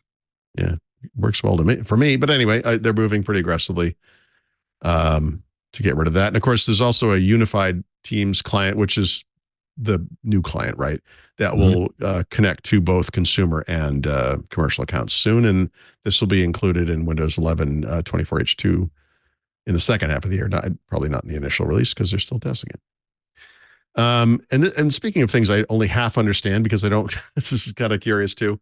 Dropbox announced a bunch of things today. The only one I really care about is some new integrations with Microsoft 365 and in particular OneDrive.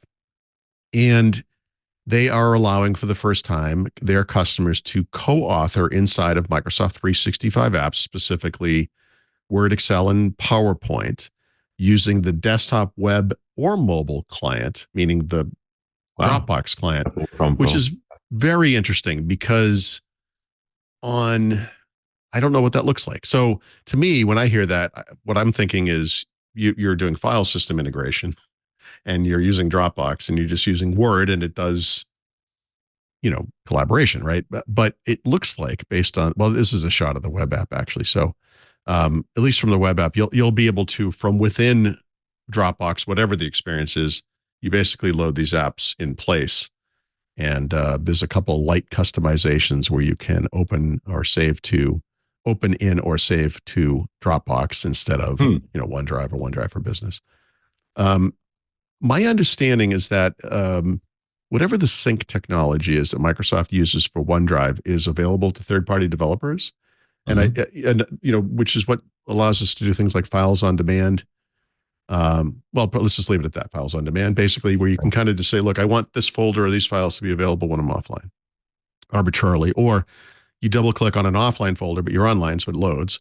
And now it's available offline unless you specify otherwise. And I believe, I could be wrong about this, but I think that the Dropbox desktop client does that now. And I think it actually uses the one that Microsoft built for OneDrive, I think.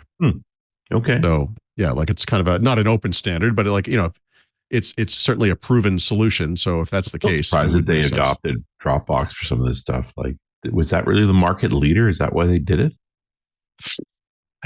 I still want, so because Dropbox is just storage, it's kind of a weird one to me. It's obviously the biggest name in specifically cloud storage, standalone cloud storage. But when you go to Google with Google Drive or Microsoft with OneDrive, you're typically signing up for that, the subscription that has the apps and all that stuff. And I kind of wonder how Dropbox exists in that world. I wonder if Dropbox threatened to have their own Office suite. Okay. I don't remember the details of this, but they have made they were talking acquisitions along those lines. I think one of them might be called Paper. I think is their word processor. And they have a DocuSign solution and stuff. I'm just wondering, maybe Microsoft said, if you don't do that, Well, I mean, it's a weird thing. Like Dropbox is talking about how so for example, you can integrate Dropbox storage into Teams. And I'm thinking to myself, why would anyone do this? Like if you're paying for Teams, like you're just gonna use OneDrive. You get a terabyte for free. Like, for it. Yeah, like why wouldn't you just use that? It's weird. Like it in a company, you've got all the definitely a solution looking for a problem. I think so. I'm a little confused by it. I'm not saying Dropbox is not high quality or anything like that. I don't mean that, but it's I'm just confused about what their role might be. I was confused about what Citrix's role was in the face of Hyper-V and remote desktop or whatever, and they're still kicking. It's good that Microsoft's not a monopoly, right? I guess. I hope that's the only. I hope that's not the only. I mean, the other way of looking at this is an embrace. The easiest way for you to get your stuff out of Dropbox and into OneDrive.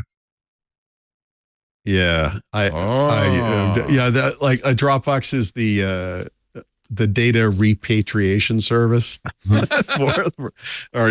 I don't know. I'm sure both of them have reasons for doing this, but obviously on Microsoft's side, it makes sense. You want to partner with these companies and be like, see, we have a healthy ecosystem. We have a healthy ecosystem. We facilitate people migrating away from them very easily. Yeah. Is that the Imperial March I hear playing in the background, Satya? No, that's the Spotify playlist. Don't worry about that. These are not the drops you're looking for. Yeah. Yep. And then this is just kind of a dev topic, but I thought it was kind of neat because a year or so ago, GitHub announced they were going to start migrating their code contributors on the service to 2FA. And they had this goal they had set up for the end of 2023. They started with the high profile users, if that makes sense, the governmental big companies, the stuff that would where risk is really high. And not surprisingly, this was enormously successful. I think part of the reason it was they midstream through this implemented passkeys, and their implementation of passkeys to this day might be one of the best. It's really, really well done. In fact, passkey usage has overtaken other forms of WebAuth based 2FA. It did happen very quickly and has stayed that way for a long time, or ever since.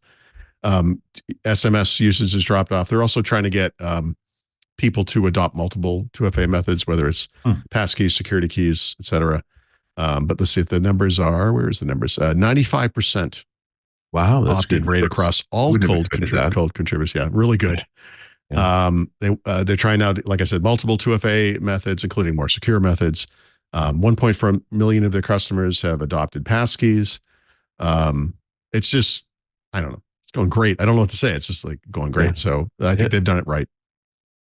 Good. Speaking of, by the way, the picture that accompanies my article is a great example of how you get something right, which is a lot of companies offer you this 2FA thing. And as a typical person, developers are technical, obviously, but they might not be security experts. You kind of click through and you're like, okay, whatever. Did you save your recovery thing? Yeah, save. And then what they do is they prompt everyone who enables any form of 2FA. They actually come back and prompt you 28 days later and say, let's make sure it's set up right. Well, that's yeah. And really smart. I think they've just done things right. Also, I have to say, excellent passkeys integration. I don't know if you guys use passkeys with your GitHub, but it's the easiest. Yep. It's the best. Simplest. It's fantastic. Beautiful. It's a work of art. I wish everybody would do this. Yep. Yeah. It's No, even Google, which I lauded early on, now I would say they've completely botched this. I get these weird they default to a passkey prompt on a new computer, but then it's this multi-step forward. You bring up a camera and you take a picture, blah, blah, blah. And it's guys, I have a code in an app. Could I just do the code thing and then you can save the passkey to the computer? Don't make me do it on the first one. It's just too many steps. But yeah, GitHub gets it right. You could use your password and log in and use the passkey as 2FA. If you were a commoner. Sign in. And since I'm using, I have to unlock my because you're using is that Dashlane or Bitwarden? Bitwarden. So same thing. And that's a beauty thing because it's in there, right? Yeah, it goes to all my platforms. This could be you brought up a new computer, new browser. All you've done is signed into your password manager. The passkey saved there. You don't type anything to get into that. Isn't that great? Oh, it's beautiful. It's the best. I love it. That combination is just classic. So, and I think maybe that contributes a little bit too to the uptake of 2FA because people want to try passkeys You got to get. I'm sure look. All the companies that make password managers, all the companies in the FIDO Alliance, et cetera, they know this stuff is hard. They're like, we got to get this right. We got to, and we got to get the user experience right. And you see like this wide range of those experiences depending on the app, the service, whatever. And most of them are kind of garbage. Yeah. Frankly. And I think that's why people are like, oh, this will never take off. It's like, well, if you get it right, it will take off. Yeah. And I think GitHub, it still to me is the shining example. Of getting it right. Hopefully they publish their implementation so others can follow it. Yes. So actually, they do have a resource for other. Actually, it's in my article. It should be open source, right? There's I don't know that they did it that way, but there's a resource for like if you want to understand how to do this in your organization, we have like a resource for that. Like do what we did, but do it for you, like that. Right. All right. Best practices and whatnot. The number one, don't be evil. Stuff phrase. Yeah. Ladies and gentlemen, you are in luck. Oh, still logging in. You are listening to. It's a terrific experience. It's just because I haven't logged into Bitwarden yet.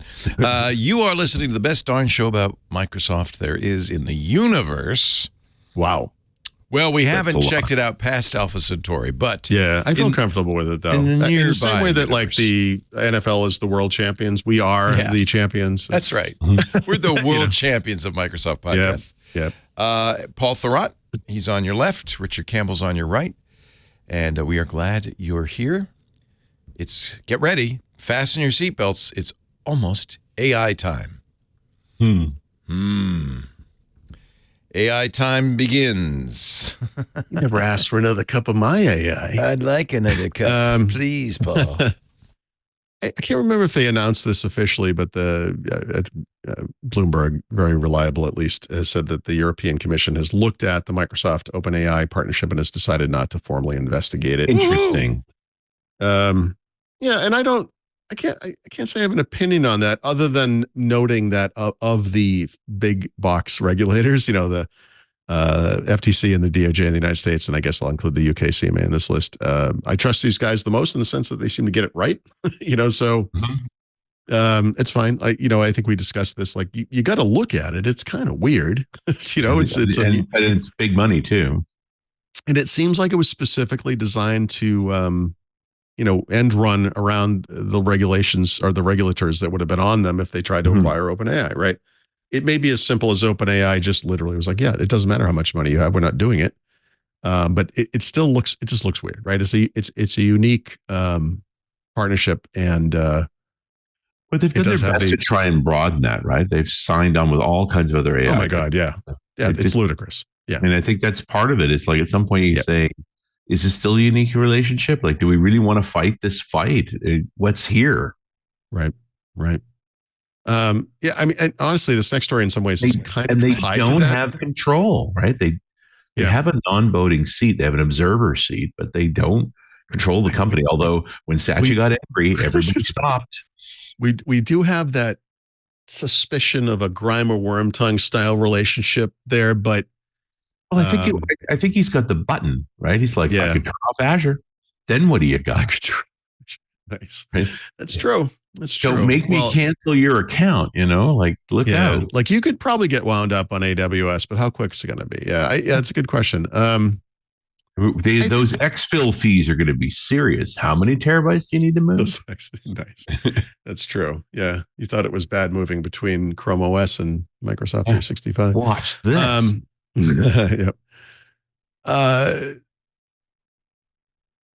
I don't know how I'm going to handle this kind of thing. I've started writing about a lot of the SLM, LLM releases as they occur, but what I've discovered is that one occurs approximately every 36 hours, and I'm not sure if I have the time or inclination to keep doing this.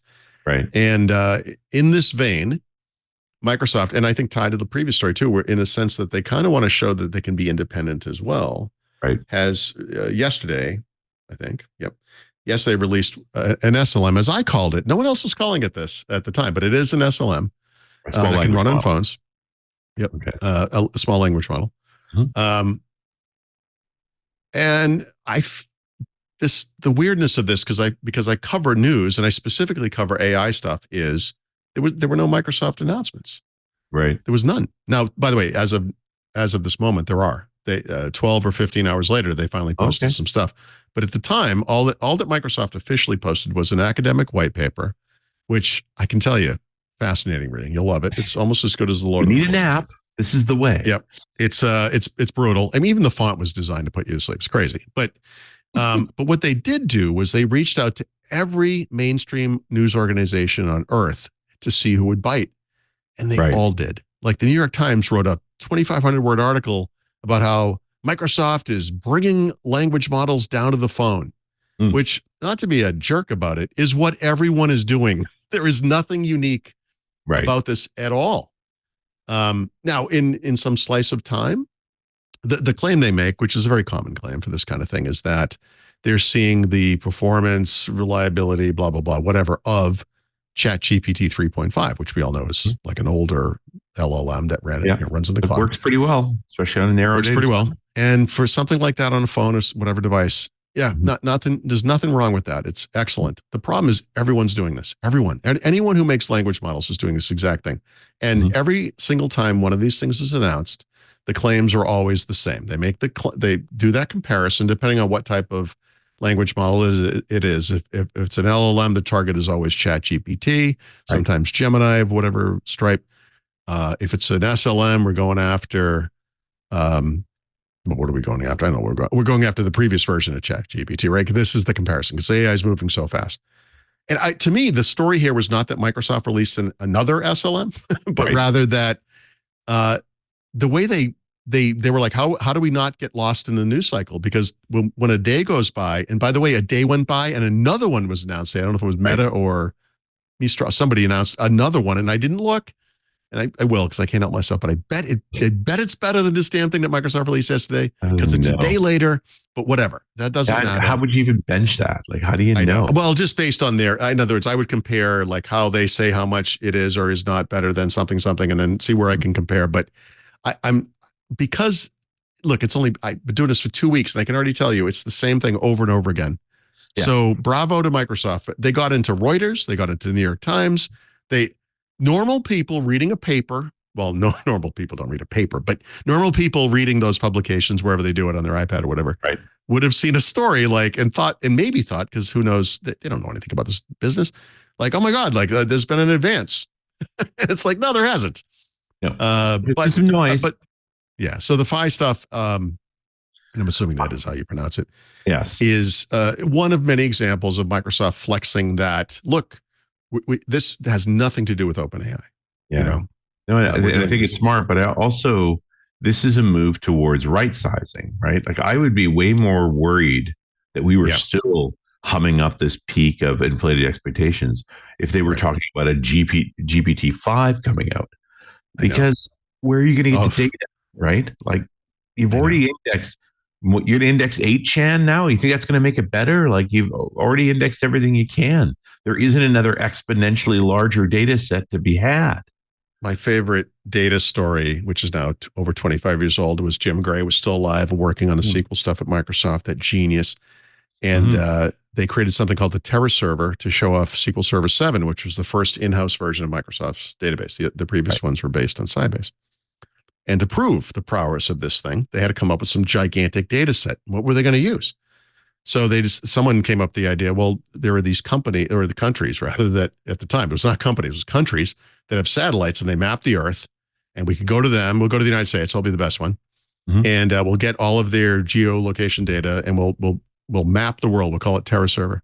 Right. So they went to the US government, they got it. And the US government said, you can have everything but the United States. They're like, okay. And then they went to the Russian government and they said, hey, we're doing this thing. And I said, you can have everything except for Russia. They're like, cool. Now we have the whole world. So they combined that data, and that data took up on hard drives in a data center, something that was the size of like a Cape house. Like it was humongous. And I got to walk through it. It was like a scene from Mission Impossible.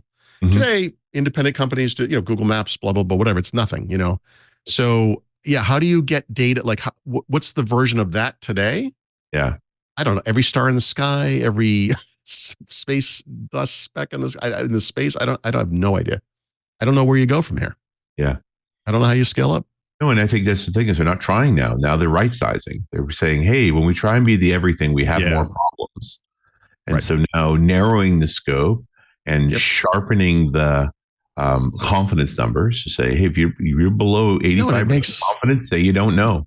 That's right. And actually, the Microsoft, the SLM story we just kind of waltzed by, kind of plays into this, because I think one of the competitive concerns for Microsoft has got to be that Google and Google and Apple both have these phone platforms. These are the mainstream kind of computing platforms for people. They're probably going to continue to be that, in the future.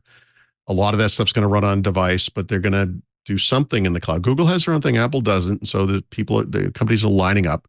How does a company like Microsoft kind of break into this space? And honestly, I think it's going to be, I'm going to call this vertical use cases, for lack of a better term. Their models, their SLMs, this thing or other things, whatever. There'll be one that's really good at something and another that's really good at this. And you're an app or a service maker, you're going to run something that runs on those phones and will run off the MPU on that device when it can, and then do some cloud thing when it can't. There's a market opportunity there, right? Like where you become the, because every time you see these LLM, SLM announcements, there's always like, it's really good at this, it nails this, and I think we're never going to stop talking about this. This will never end. It's just going to evolve and evolve and evolve. And it could become plumbing, but not this week. Yeah, no, it's too special use, special case, I guess, or whatever. Right now, it's evolving too fast. Bit by bit. We don't talk about GitHub Copilot anymore. Everybody uses it. It just becomes a thing. Well, right. And I don't remember the number, but the adoption on that's off the charts. Is something like 55%. And it is because the returns are substantial. Yep. And speaking of GitHub and success, goddamn, they've nailed it on that. It's perfect. And they're the original. I don't mean perfect it's the perfect combination of things. Like it's the right solution. Like I don't mean that it's perfect. It's a great data set. With a skilled customer base. The compiler gets to say, like, there's many advantages, and it's just another form of automation for a group of people who make most of their living creating automations. But what about all the compiler maker jobs we're losing, Richard? Do you have any concerns about that? Yeah, both of them, right? Oh boy. Okay. I know compiler people, they really only want to work on compilers. They don't. I'm just trying to think like that. I always use it when people talk about job losses. I always say, remember we used to have a woman in a low-cut dress walking around with a tray where she would sell like cigarettes and stuff. Are we worried about that job loss? Cigarettes, Tiburillos. Sometimes with the looking back, you can say like, maybe that wasn't such a great job. Actually, we're spending our time we're doing better things. A lot of coding people love writing compilers. That's a great little hobby.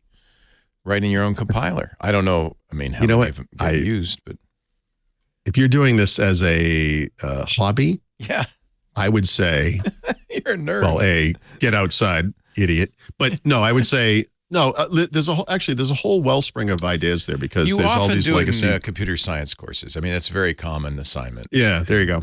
Yeah, but I mean, I would like make a real world something. Like, what if you could bring C# to the Commodore 64 or something or whatever? That's a great idea. Something awesome. Yeah. I mean, do something like that, like create not just the language, but obviously the compiler and all that stuff, the environment, the runtime, and then, a framework that lets you target the specific capabilities of that device. Right. Like, if you want to kill a weekend, I mean, I'm just saying, AI would probably be really good at that. This 6502 is really well known, We could do this. I think Hanselman was decoding some old 5.25-inch C64 Yes, clock. I saw that. I saw it literally on Facebook. He's like, does anybody... Just throwing it out there. Does anyone have like a 5.25-inch disk drive I could borrow? Like, what? Found one. Like, dude, he got it to work. You're a father. Do something. I don't know. Like, what are you doing, man? Like, what's daddy doing? Oh, it's important work. Is it? No. No, I think that's cool. That's fine. I'm joking. I thought that was fun. And in the same vein that OpenAI had come up with a sneak peek of that video tool, Microsoft came out with a freaky deaky. Did you see this thing? The VASA one talking face AI. Yeah, it's really something. Oh, it's that's so going to weird. be us on the podcast. Oh, is it weird? It's just going to be like a picture of me, and it's going to be going the whole time because it's pretty much what I do anyway.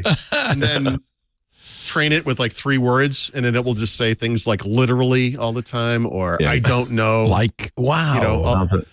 The one that gets me is it speaking in Japanese in your voice. Yeah. Yeah, that's I'd love to hear wild, that isn't in it? real life. Yeah. It's really something.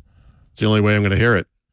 Yeah. So I mean, they have not released this, right? This is just like, they're like, It's hey, a we can do this. research. We're kind of freaked out. It's an by it. They don't MSR know what to do. project. Yeah. Yeah. So yikes. And this is like, God, it's just scary. It's weird. Some of these are weird. Yeah. They're weird.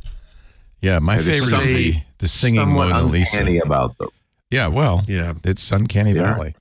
Here's here's the singing obviously Mona Lisa. the Mona Lisa's the classic. This is the, She's singing the rapping Mona Paparazzi. Lisa. Yeah. I don't think I can get the audio for you, but you can. You probably don't need it. Yeah. Yep. And weird. They're all strange. They're all freaky, right? Yeah. No, it's got an uncanny streak to it, but boy, you'd be tough set to catch them all. This is going to play into like the de-aging stuff, like the Star Wars movies where they have like Princess Leia, or the recent Harrison Ford de-aging thing in the Indiana Jones movie, where it's just going to get cheaper. It's just easy. It's going to be a feature of the iPhone. Yeah, it's unbelievable. You know who's going to use this as animators? I mean, fantastic for that. It's crazy. Yeah. Homer Simpson will finally have good lip sync. I don't think that might ruin that experience. It might actually. That's kind of cool. Google last week, I think it was, announced a massive reorg, and it's hard not to read between the lines of that. I don't know if anyone paid attention to this. I kind of laser focused right on the Pixel part of it, or I'll call it was devices and services, whatever they're calling that. Because they're actually Pixel and Android have not ever been in the same business / team or whatever. And now they are. And that's weird. Also, maybe this is coincidental. I might have mentioned last week the email I got from Google One telling me they're taking away all my exclusive features and giving them to everybody. But it's hard for me not to think that this is related to that, right? Like they're just spreading this stuff everywhere. Like, in other words, Google has these kind of AI capabilities. They bring them to like a high-end Samsung phone or phones. Those things have great NPUs, so that stuff works well. And you kind of wonder, like, A, why you're making your own Tensor chips then? And also B, like, why, maybe this needs to be everywhere, and maybe it will be. Maybe that's part of the point of this. We'll see what comes out of this. But this is literally around accelerating the use of AI consistently across the company and being able to come to market more quickly and make decisions more quickly. And in Google's hope it world, makes a difference, because they've been struggling with this, no question. Yeah. I always wonder if Google's problems are more outside perception than reality, but then why would I know I'm outside? So yeah. They have to have time to communicate with the public for sure. I wish them well. Although Google, like Intel, I mean, Google's, dominant, and then it's like, well, maybe we don't need them anymore. We'll see. And then speaking of maybe we won't need them anymore, because this is the other concern. I was talking about this issue for Windows with other devices and the Qualcomm chipsets. When you think about AI, if AI is everywhere, what's if I can have a free service or a cheap service sit alongside Word and help me write, why would I pay for Microsoft Copilot, right? So the graphic design version of this, of course, is Photoshop, and Adobe spent billions creating their own supposedly safe, it wasn't tainted in any way, image library, and just kidding. But fine. And of course, they're putting these capabilities into Photoshop, and they look awesome, right? And not just Photoshop, I mean, across their suite, even Adobe all Express. those tools. All those tools. Yeah, and then I don't know if this came up last week, but last week they announced something about generative AI for video in Premiere, right? And so, yeah, of course, right? But again, we'll see. So we've been playing with the audio features for podcasts that Adobe's made, and they mostly for noise removal, and lifted a motorcycle sound right out of an audio track like nothing. It's just so that's that's a great example. But let me throw an example at you of why this is my concern. Exactly, that feature is in Clipchamp, which is free. Right now. I'm not saying it's as good. I literally have no idea. I literally have no idea. And Clipchamp is for video. But, using Clipchamp as part of a workflow to create an audio podcast is probably not a great idea. But if it's audio and video, it might be a good idea. But that is my point. It's a great example because a company like Adobe, just like Microsoft in the productivity space, or Google, has this body of work and a history and skills, and they're going to do this great. But AI is so powerful. I think this stuff is going to spread far and wide and disruptive. I don't know if you've looked at the Adobe CC pricing lately. It's expensive. Yeah, You're kidding. So, and all the more reason they need to implement stuff for their customer base to stay in place. So they're going to leave pretty quickly. Yeah, I mean, there's something to be said for inertia, and you're used to the tools, and it's comfortable, and whatever, and you're deeply invested in that, and I get that. But for people like when I came up to look at video most recently, I don't have anything to fall back on. I don't have to use some tool I've been using for 10 years or whatever. So when I find something like really simple and stupid simple, like Clipchamp, which almost seems like a play school tool, that's a wonderful find for like someone who's I don't intend to become a videographer or whatever. So no, and I think it's a democratization of this, right? That it's just going to be less expensive to do more impressive things. Making out an animation, creating CGI characters, like this used to be Industrial Light and Magic, and now it's in your iPhone. I know. It's incredible. Something. We used to make documentaries about how they would like make Terminator 2 or The Abyss or whatever. Exactly. And it's like, I do that between Instagram and Gmail and my iPhone. Finger stretching around on my screen. I mean, I don't. I'm old, but I mean, my kids could. Yeah. I can't even type on a phone. You think I'm going to edit a video on a phone? You're never going to make it as a TikToker, Paul. Come on. No, I'm absolutely not. I don't know. Yeah. Well, maybe with the rapping AI thing, I could do it. That would be how I'd be like the dancing old guy in the Six Flag ads. The guy like TikTok's days are numbered. I would make an Insta reel instead. That's a good point. That's actually a good point. Go with the future. Yep. It is more of a future than Vision Pro. Am I right? No, sorry. Okay. And then just fall back. I don't. So if you thought the Apple Card was ridiculous, I got something for you. Is there an Xbox card in my future? No. There is an Xbox card though, and I am worried about the future of our planet. So I don't look. Here's the thing. When it comes to credit cards and rewards points and all that stuff, some of them are really good, and then some of them are not. And this is not good. This is not good. You can earn like 3 points per dollar, which is the kind of the typical midline for this stuff if you like use Grubhub and DoorDash, but that stuff's all over the place. Most purchases are 1 point, which is nothing, I saw a great article. It might have been like Macworld even. It was a Mac publication where they actually went to one of those credit card expert, like guys who like play the credit card game and do all the points and all that stuff. And they were like, hey, is the Apple Card a good, buy? Right. A good deal. Like, listen, let's say you spent $10,000 at apple.com in 1 year. Let's just 10,000 and you get the 3 points back on that.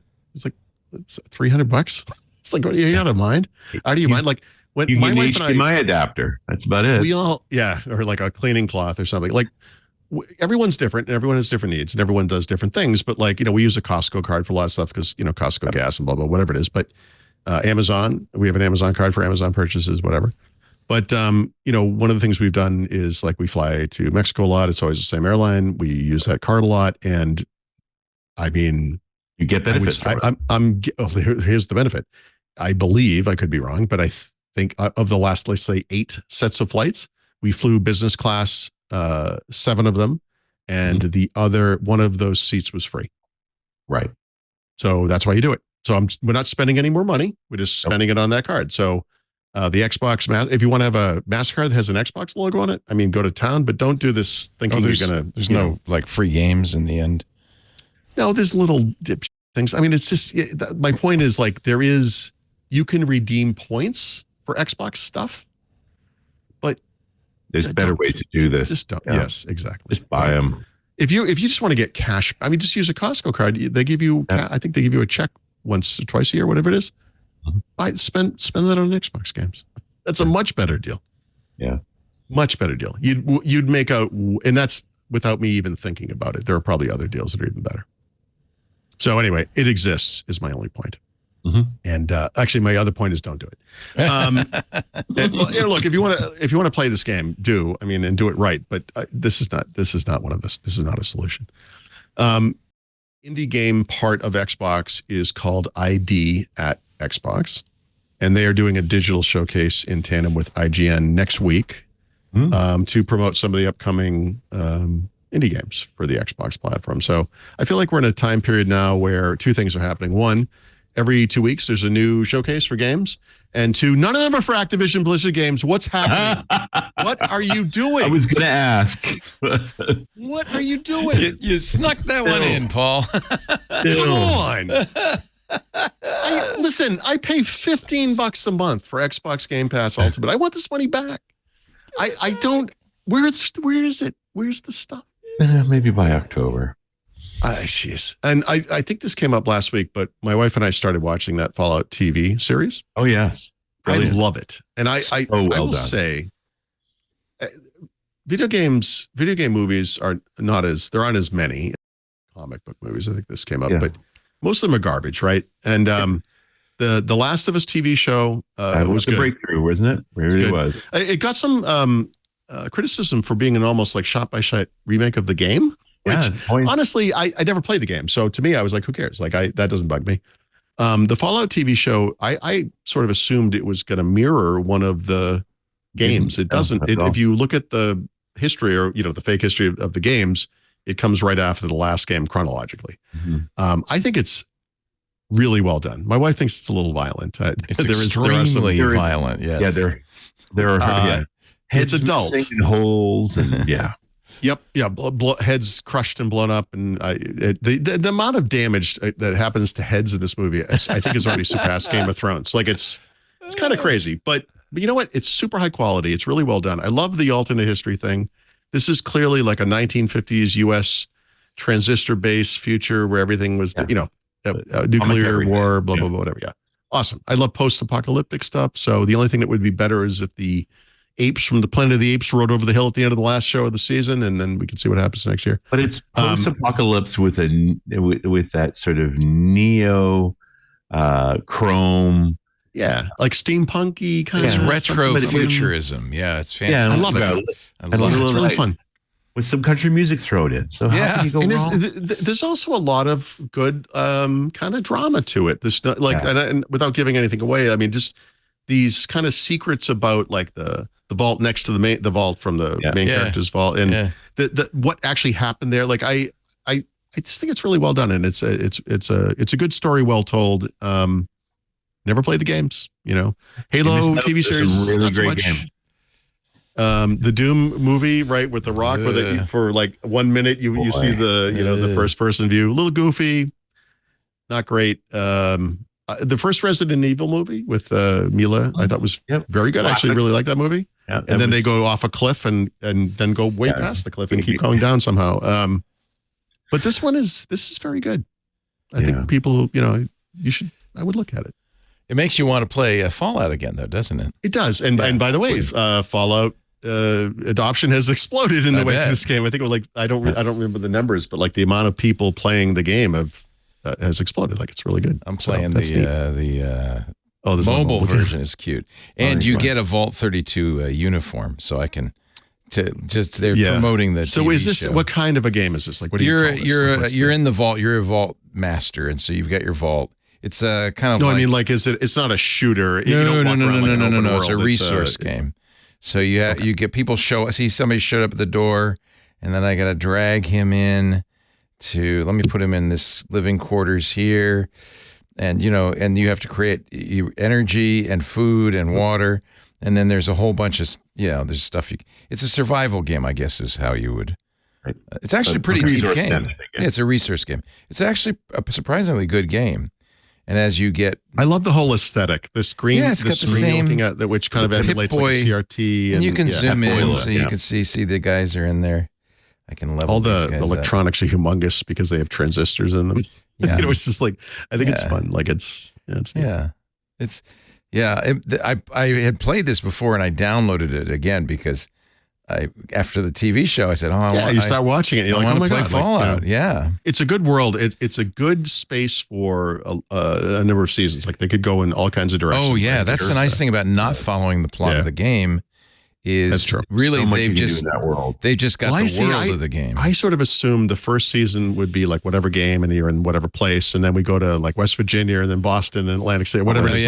Every season. I think they're in Boston this time, aren't they? City. I think they're in Boston, aren't they? Or near Boston? I can't tell. In the TV show. In the show. No, that's. Oh, no, they're in California, aren't they? Because there's Santa Monica. That's very clearly the Santa Monica Pier. That's Los Angeles. Yeah. And they were also definitely using shots from New Vegas of outside of the military bases outside of Las Vegas. Right. So it's fun. Which was that's a big scene in the New Vegas game. Right. Okay. I'm not saying it was a shot for shot, but there's definitely a couple of pullbacks where it's like, I have played the game looking at the exact view. Nice. See, I went to Wikipedia and a couple of places and kind of just read through the plots of each of the games and the kind of themes and all the stuff and kind of get, because a lot of the, the creatures and the situations and the devices and all the stuff is obviously from the, from the games. And it's chronologically coupled to the games and it's post New Vegas. That's right. Yeah. And you played positive towards that scenario, then they have more energy. They have air to be activated. Like there's a lot of stuff. For you nerds in the audience, by which I mean you in the audience, one of the things that I guess they're doing in the show, well, one of the things that is a side product of the show is that some of the games have like multiple outcomes. So in some version of the game, some guy might live or die, or some situation may or may not happen. And in the show, they've referenced some of these things. And of course, it can only be one of the outcomes. So that becomes canon, which is a big issue in the universe content fields or whatever. To me, I don't. There was certainly a scenario playing New Vegas where that base was destroyed. Yeah. Okay. That's what I was. Yeah. I didn't know the exact details. The fact that the base is there and enhanced, more powerful than ever, assign them. Oh, that means you played it this way. That's right. That version of the ending is canon. Yeah. So, is what happened with air quotes around it. But actually, there's two things going on there. Now I'm getting into plot stuff, right? Like, because the Brotherhood of Steel is there too, and there's a whole subplot. Yeah, be careful not to give away the whole thing, but and I think they do a good job with there's basically three main and intersecting storylines where these characters kind of, intersect, and and they have their own backgrounds and everything. Anyway, I think it's great. My wife tolerates it, but mostly because it's just super violent. It's so violent.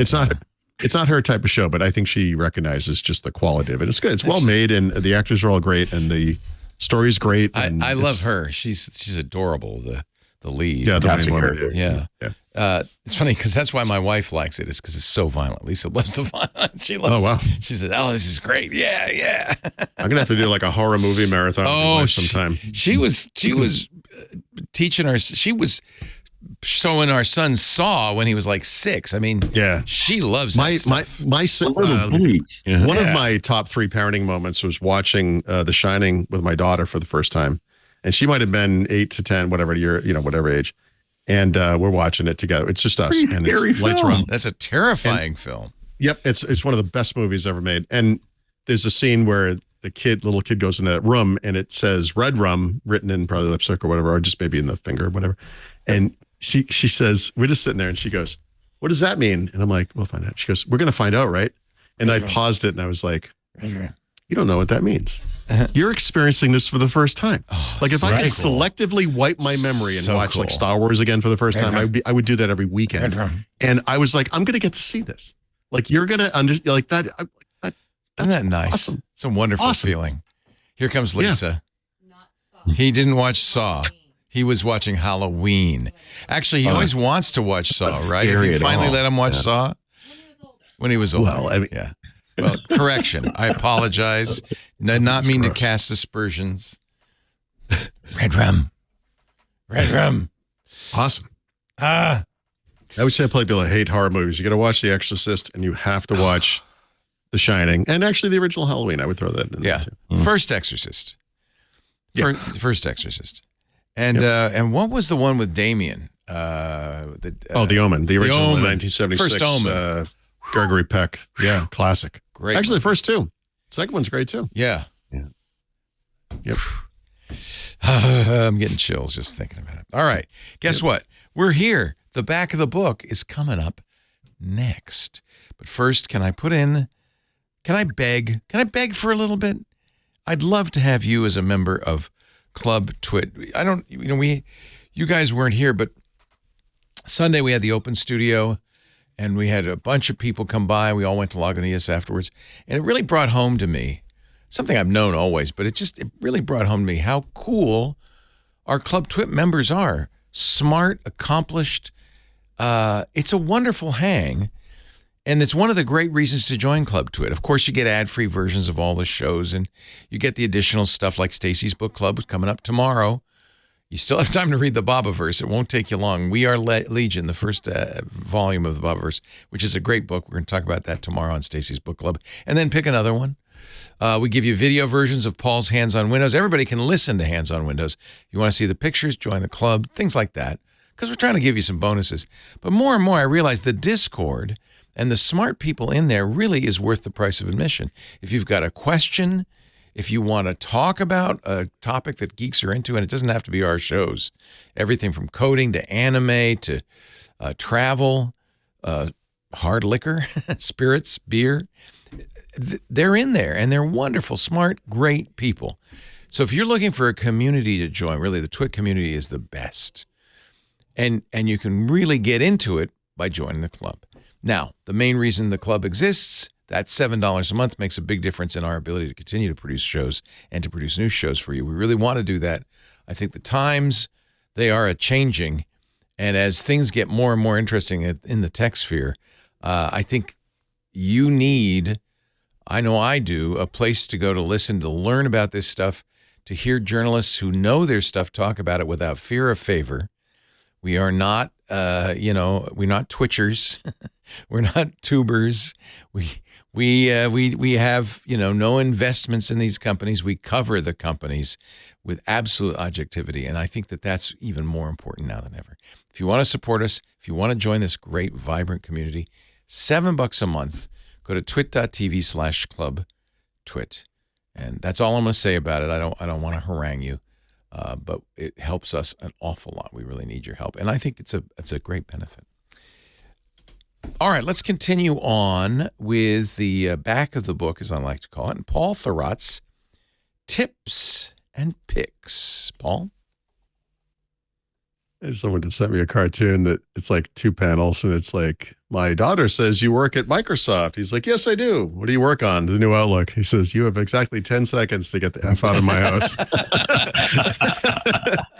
I love it. That's good. Anyway, sorry. Moving on. So my tip and app pick of the week are both related to the certification stuff that I kind of obsess over these days because I can't stand it, and it's getting worse. And of course, we've all heard the joke that most people only run Microsoft Edge once, and that's so they can install Google Chrome or whatever browser they prefer. And that's, by the way, it's not a joke. That sadly is true. But you can avoid even that. I made a short video. It's going to be like a minute or something. You can install any browser and never run Edge even once, unless of course you click on like, nice. and you do it, and just do it with Winget, right? Oh, of course, yeah. Right. Winget search, Winget name Chrome. of browser will give you the exact code you need, and then Winget install, name of is name Winget or ID, installed on all versions of Windows? Yep. It's installed by default in Windows 11. Windows 10, I think you might have to install it separately. Okay. Which now it's a command line. Is that going to scare people? It is the simplest thing in the world. That's the point. It's so even why do I say things like this? I didn't mean even my wife, even a non-technical person, because my wife is probably smarter than I am, who doesn't care about this stuff could handle this easily. It's simple. You don't have to. So it's a command line. So you could go to the terminal and type Winget, but if you want to use it, so actually, what you do is run terminal. Oh yeah, you don't want to just type Winget. No, because you want the terminal. Okay. Because you might be running a couple of commands, so you might want to just look. So just run terminal. Okay. So I'm going to open a command and then type in Winget search, Firefox. And then it's going to give you all the options. Do you agree? Yes, I agree. Yeah, and of course when you hit yes, look. it runs Edge. So it gives you a list, and no, it didn't. Well, but it gives you a list, and then the top one, the one that's like an ID, that's a weird ID code, that will install that one from the store. So if you you can copy and paste it with the select it with the mouse, and then just type Winget install and whatever that code is. Oh, and you have to use this code, huh? That's what the command is. That's why you search, because if it's a web app, typically it will be something like Firefox.Firefox, right? Right. Google.Chrome, Brave.Brave. I know the ones I can think of. I don't remember all the I don't remember every browser's like code, but it's different for each. It's Google.Chrome. Yep, super easy. And there it is. Look at that. Oh, I already have it. Yeah. You already have it. You're good to go. I'm good to go. Surprising. Yeah. Yeah, actually, it's not surprising because that's the window behind the Winget prompt. So if you you're right. You can see. Yeah, Winget. But that's the beauty of it. Runs everything. Right? Like I wrote a script that bulk installs all the apps I want to use, and what's nice, one of the other nice things about it is I can bring it to a computer where I just kind of manually install stuff, run it, and it just skips over the ones that are already installed. Right. That's it nice. Just installs the other stuff. It's nice. It's really nice. Winget is well, I mean, people have been using package managers for years. So like, you're cute, Paul. Microsoft finally got a package manager 25 years later. I get it, but it's magic and it's wonderful. This is the best way. Absolutely. This is what I'm going to do from now. Oh my God, it's the best. That's great. Yep. Because I'm used to using package managers. That's Apt or whatever, or exactly. Chocolatey. Homebrew on the Mac is a good one. Right. Great. I'm installing Vivaldi. It's done. There you go. Look at that. There it is. Dun, bum, bum. Dun, dun, dun. Welcome. Now, here's 1,000 things listen, you can do. We have 41 minutes before the show ends, so we can't really sit here while you figure this. But block it, baby. There is a lot. No, there's a lot going on. That's true. Yeah. But you know what? I've really I'm kind of digging this browser. It's beautiful on mobile too. One of the tricks on mobile is you want to find a browser that has like a reading mode kind of a deal, right? Where you hit an article, it just brings it up as text. And this browser actually does not have that. So that's kind of a weird little problem with it. But Opera does, Brave does, although it's like an optional thing. Safari, I think, does. I'm going to make it human. Oh, that's human? Let's do beach. That's human. Oh, yeah. You know what? The browser company .arc is in there. Yeah. They're all in there. Arc is in there? Oh, my God. You don't need an invite anymore? Is that why? Or would ask for your invite? I don't know if that's why, but you do not need an invite anymore. But it is in there. Let me do this. I mean, honestly, anyone with the URL could have downloaded it at any time, as it turns out. But, oh, really? Oh. Yeah, they weren't being super cute about it. Oh, wow. There's a lot of arcs. Okay. Oh, boy. Yeah, look for its browser. It's probably what the browser company .arc. Yeah. Oh, okay. See it partway down there. The list it is. Yeah. Yeah, so the ones that have weird codes, those are coming out of the store. The ones that are name.name are coming from the web, from the the Winget repository or whatever.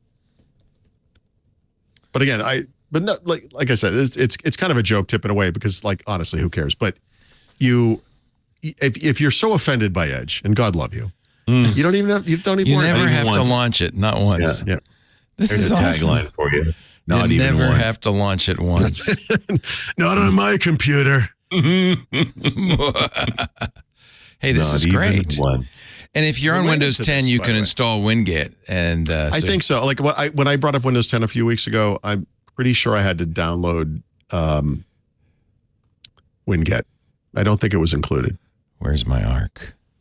Oh, I guess I have to. It didn't run it like it did Vivaldi. I love how quickly you moved past Vivaldi.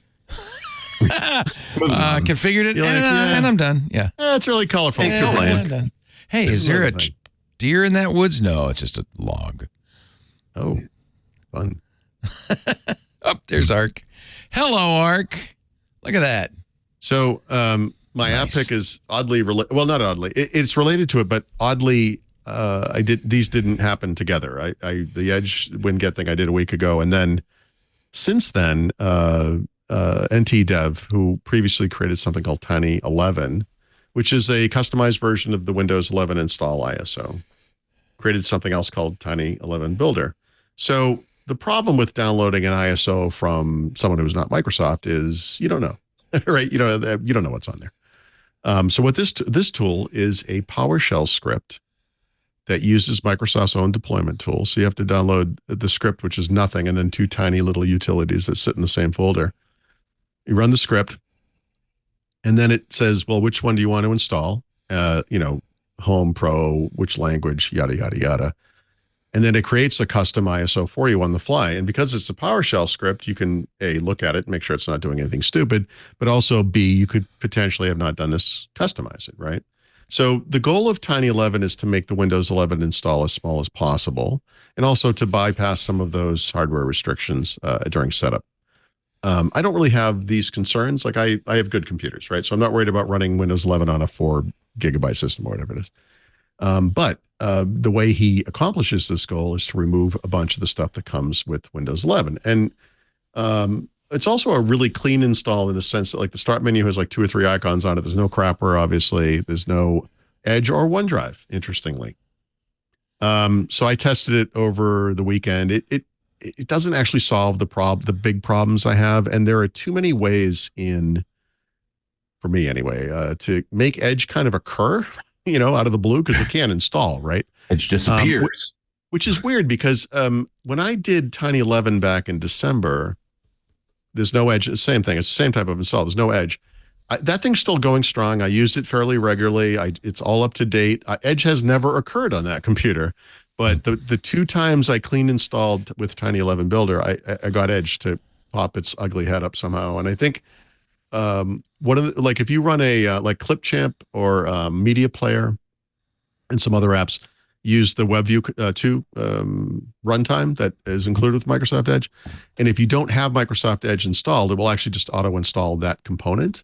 That doesn't seem to be what makes the browser install, but one of the things that does, and I've tried to find an explicit list of what's included in this, but if you install the Microsoft Office suite from Microsoft 365, you're going to get Edge eventually. Like it just happens. And Edge is required for Copilot, and Copilot is in Office. And I think that might be why the trigger now, because they built Copilot into there, and they use like a web extensibility model and blah, blah. I don't know. I'm still, but again, like this is an interesting tool. It's free. It's a custom version of the Windows 11 ISO. And I think we're going to see some interesting customizations, not just from the original developer, but from third parties, because people are going to now look at this and say, how can I maybe make this better or different? So it's something to know about. It's very interesting. Nice. Yeah, good stuff.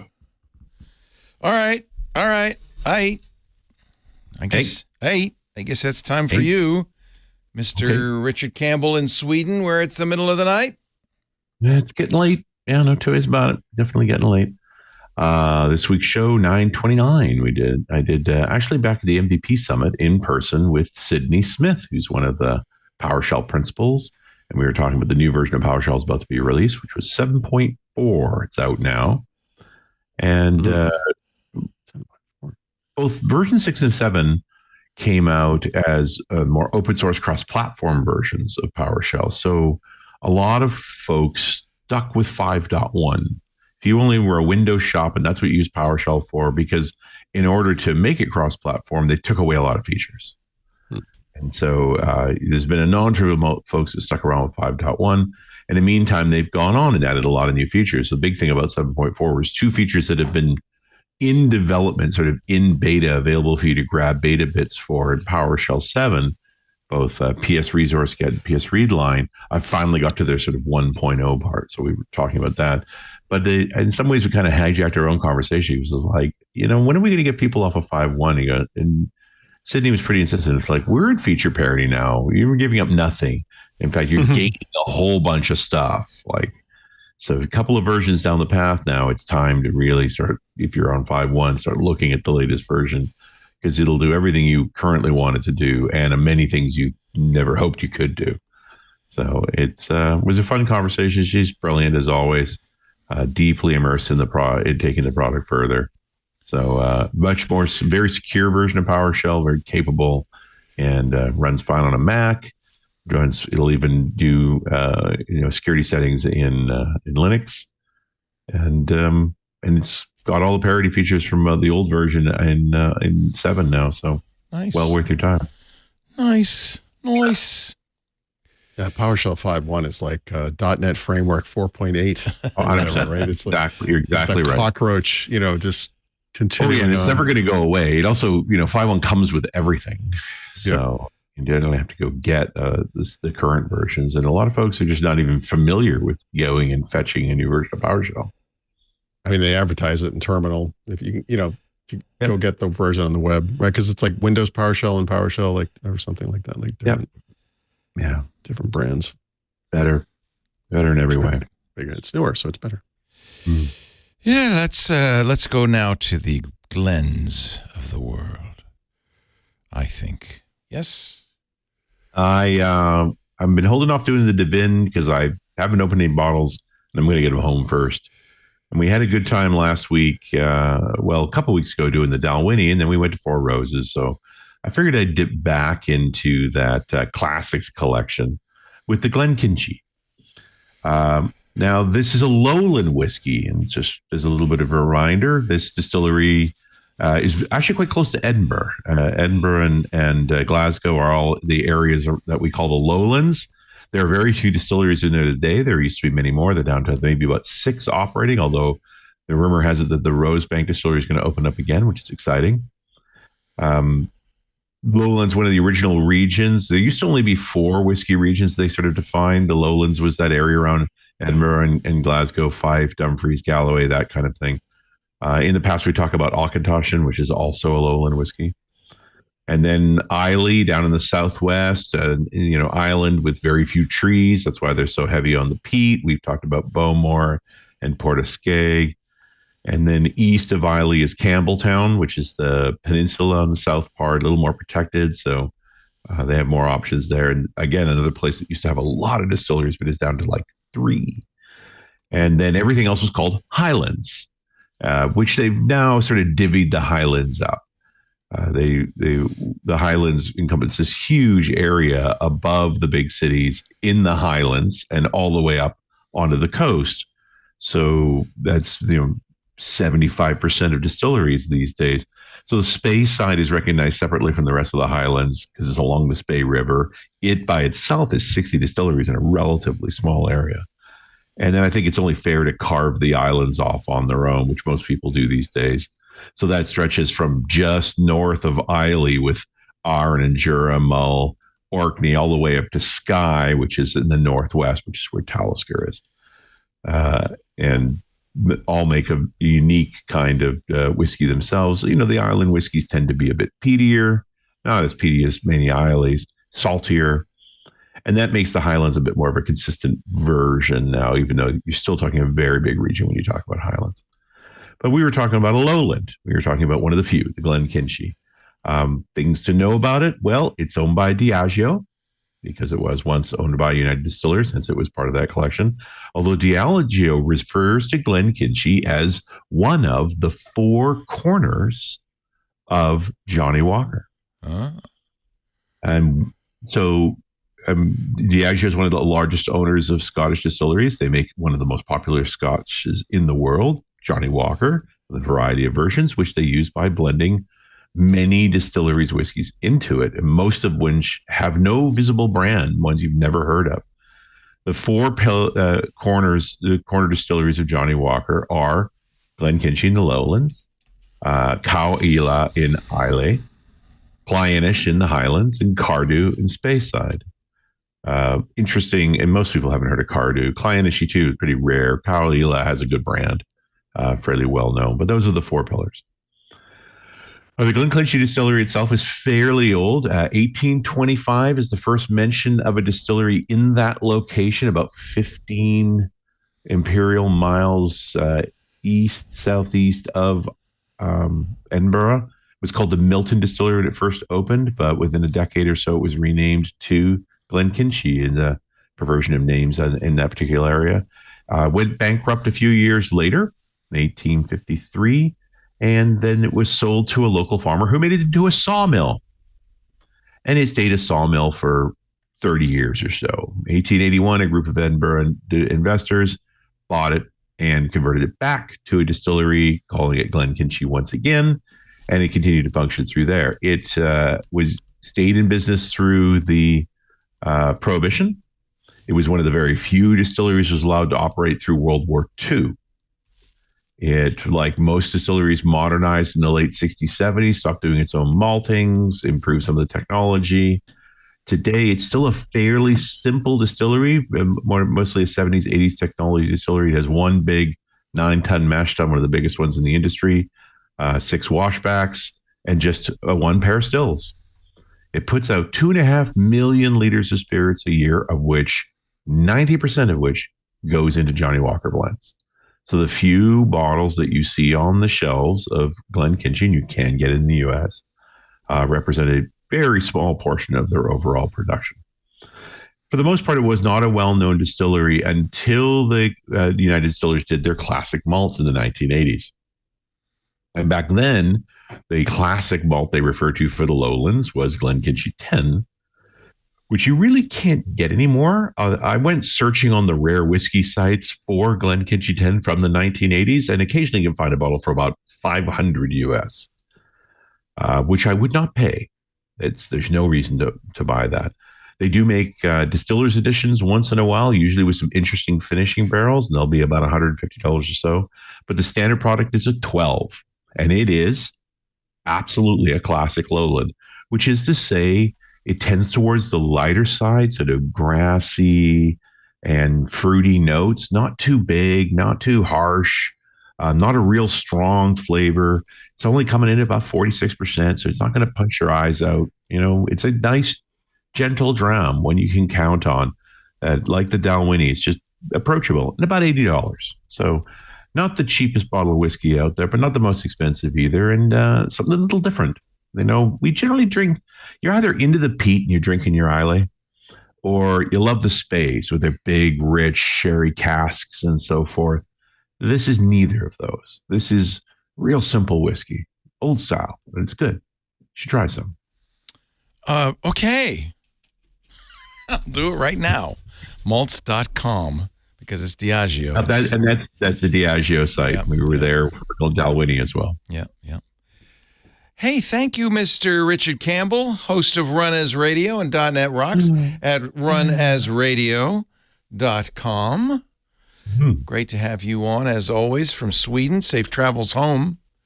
Yeah, we'll get to do a few weeks of shows at home with the new desk, including I'm going to have it set up so I can do a standing. Nice.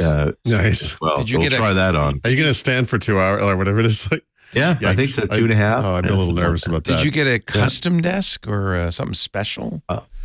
No, I had the raised lower desk already, but I did also get a custom desk, which is not being used for the video stack, but just to fill the room fully. Nice. But I got it all installed the day before I had to leave for this trip, so it's only half built. I've got to finish off. I didn't get the video rig built yet, but it's something to do when I get home. Ain't no desk like a custom desk. They tell me. Paul Thurrott, do you have a custom desk? No, I have an IKEA desk. Oh, that's as far from custom. It's about as far as, yeah, exactly. The same desk as 100 million others. Yep. And here I am in Sweden. I can go pick one up. Oh, yeah. I probably had more trouble building it than most, but that's a personal problem. Actually, last time I had to do IKEA furniture, I hired my brother-in-law. Good call. I felt bad about it, but he seemed to enjoy it. So, okay. I have cried while trying to build IKEA furniture. It's not my idea of fun. That's for sure. Yep. That's for dang sure.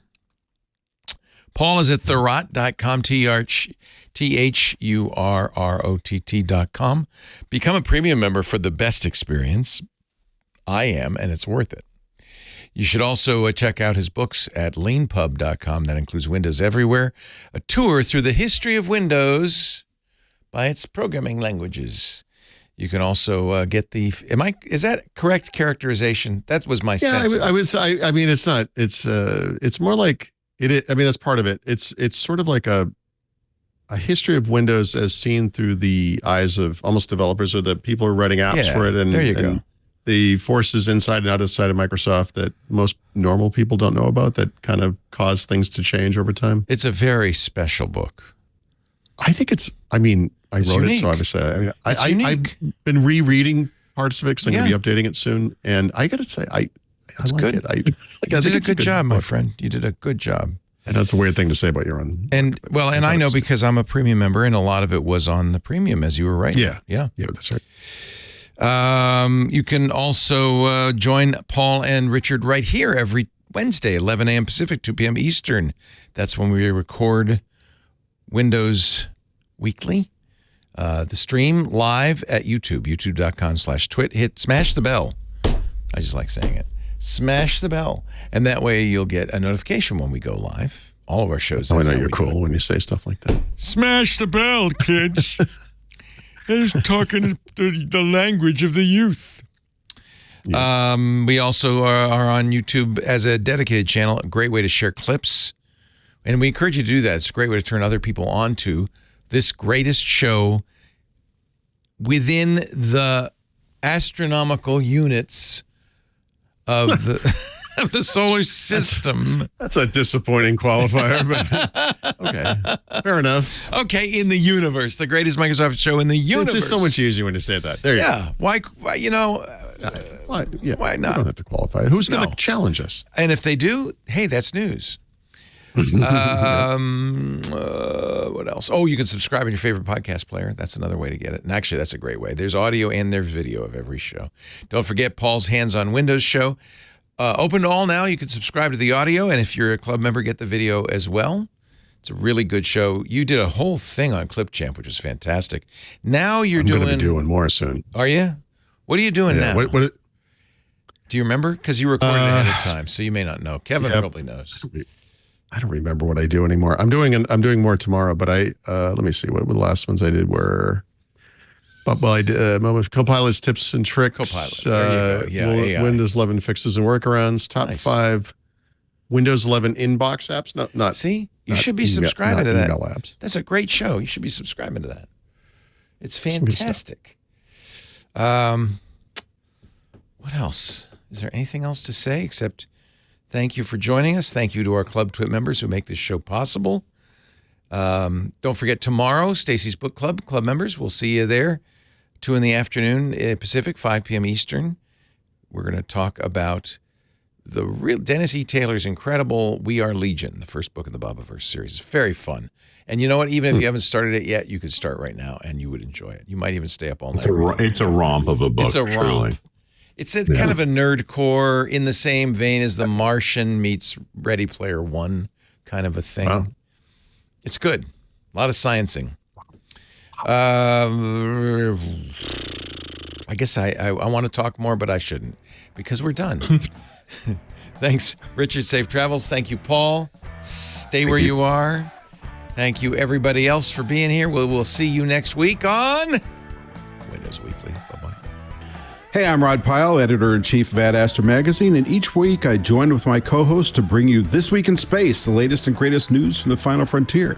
We talk to NASA chiefs, space scientists, engineers, educators, and artists, and sometimes we just shoot the breeze over what's hot and what's not in space, books, and TV. And we do it all for you, our fellow true believers. So whether you're an armchair adventurer or waiting for your turn to grab a slot in Elon's Mars rocket, join us on This Week in Space and be part of the greatest adventure of all time.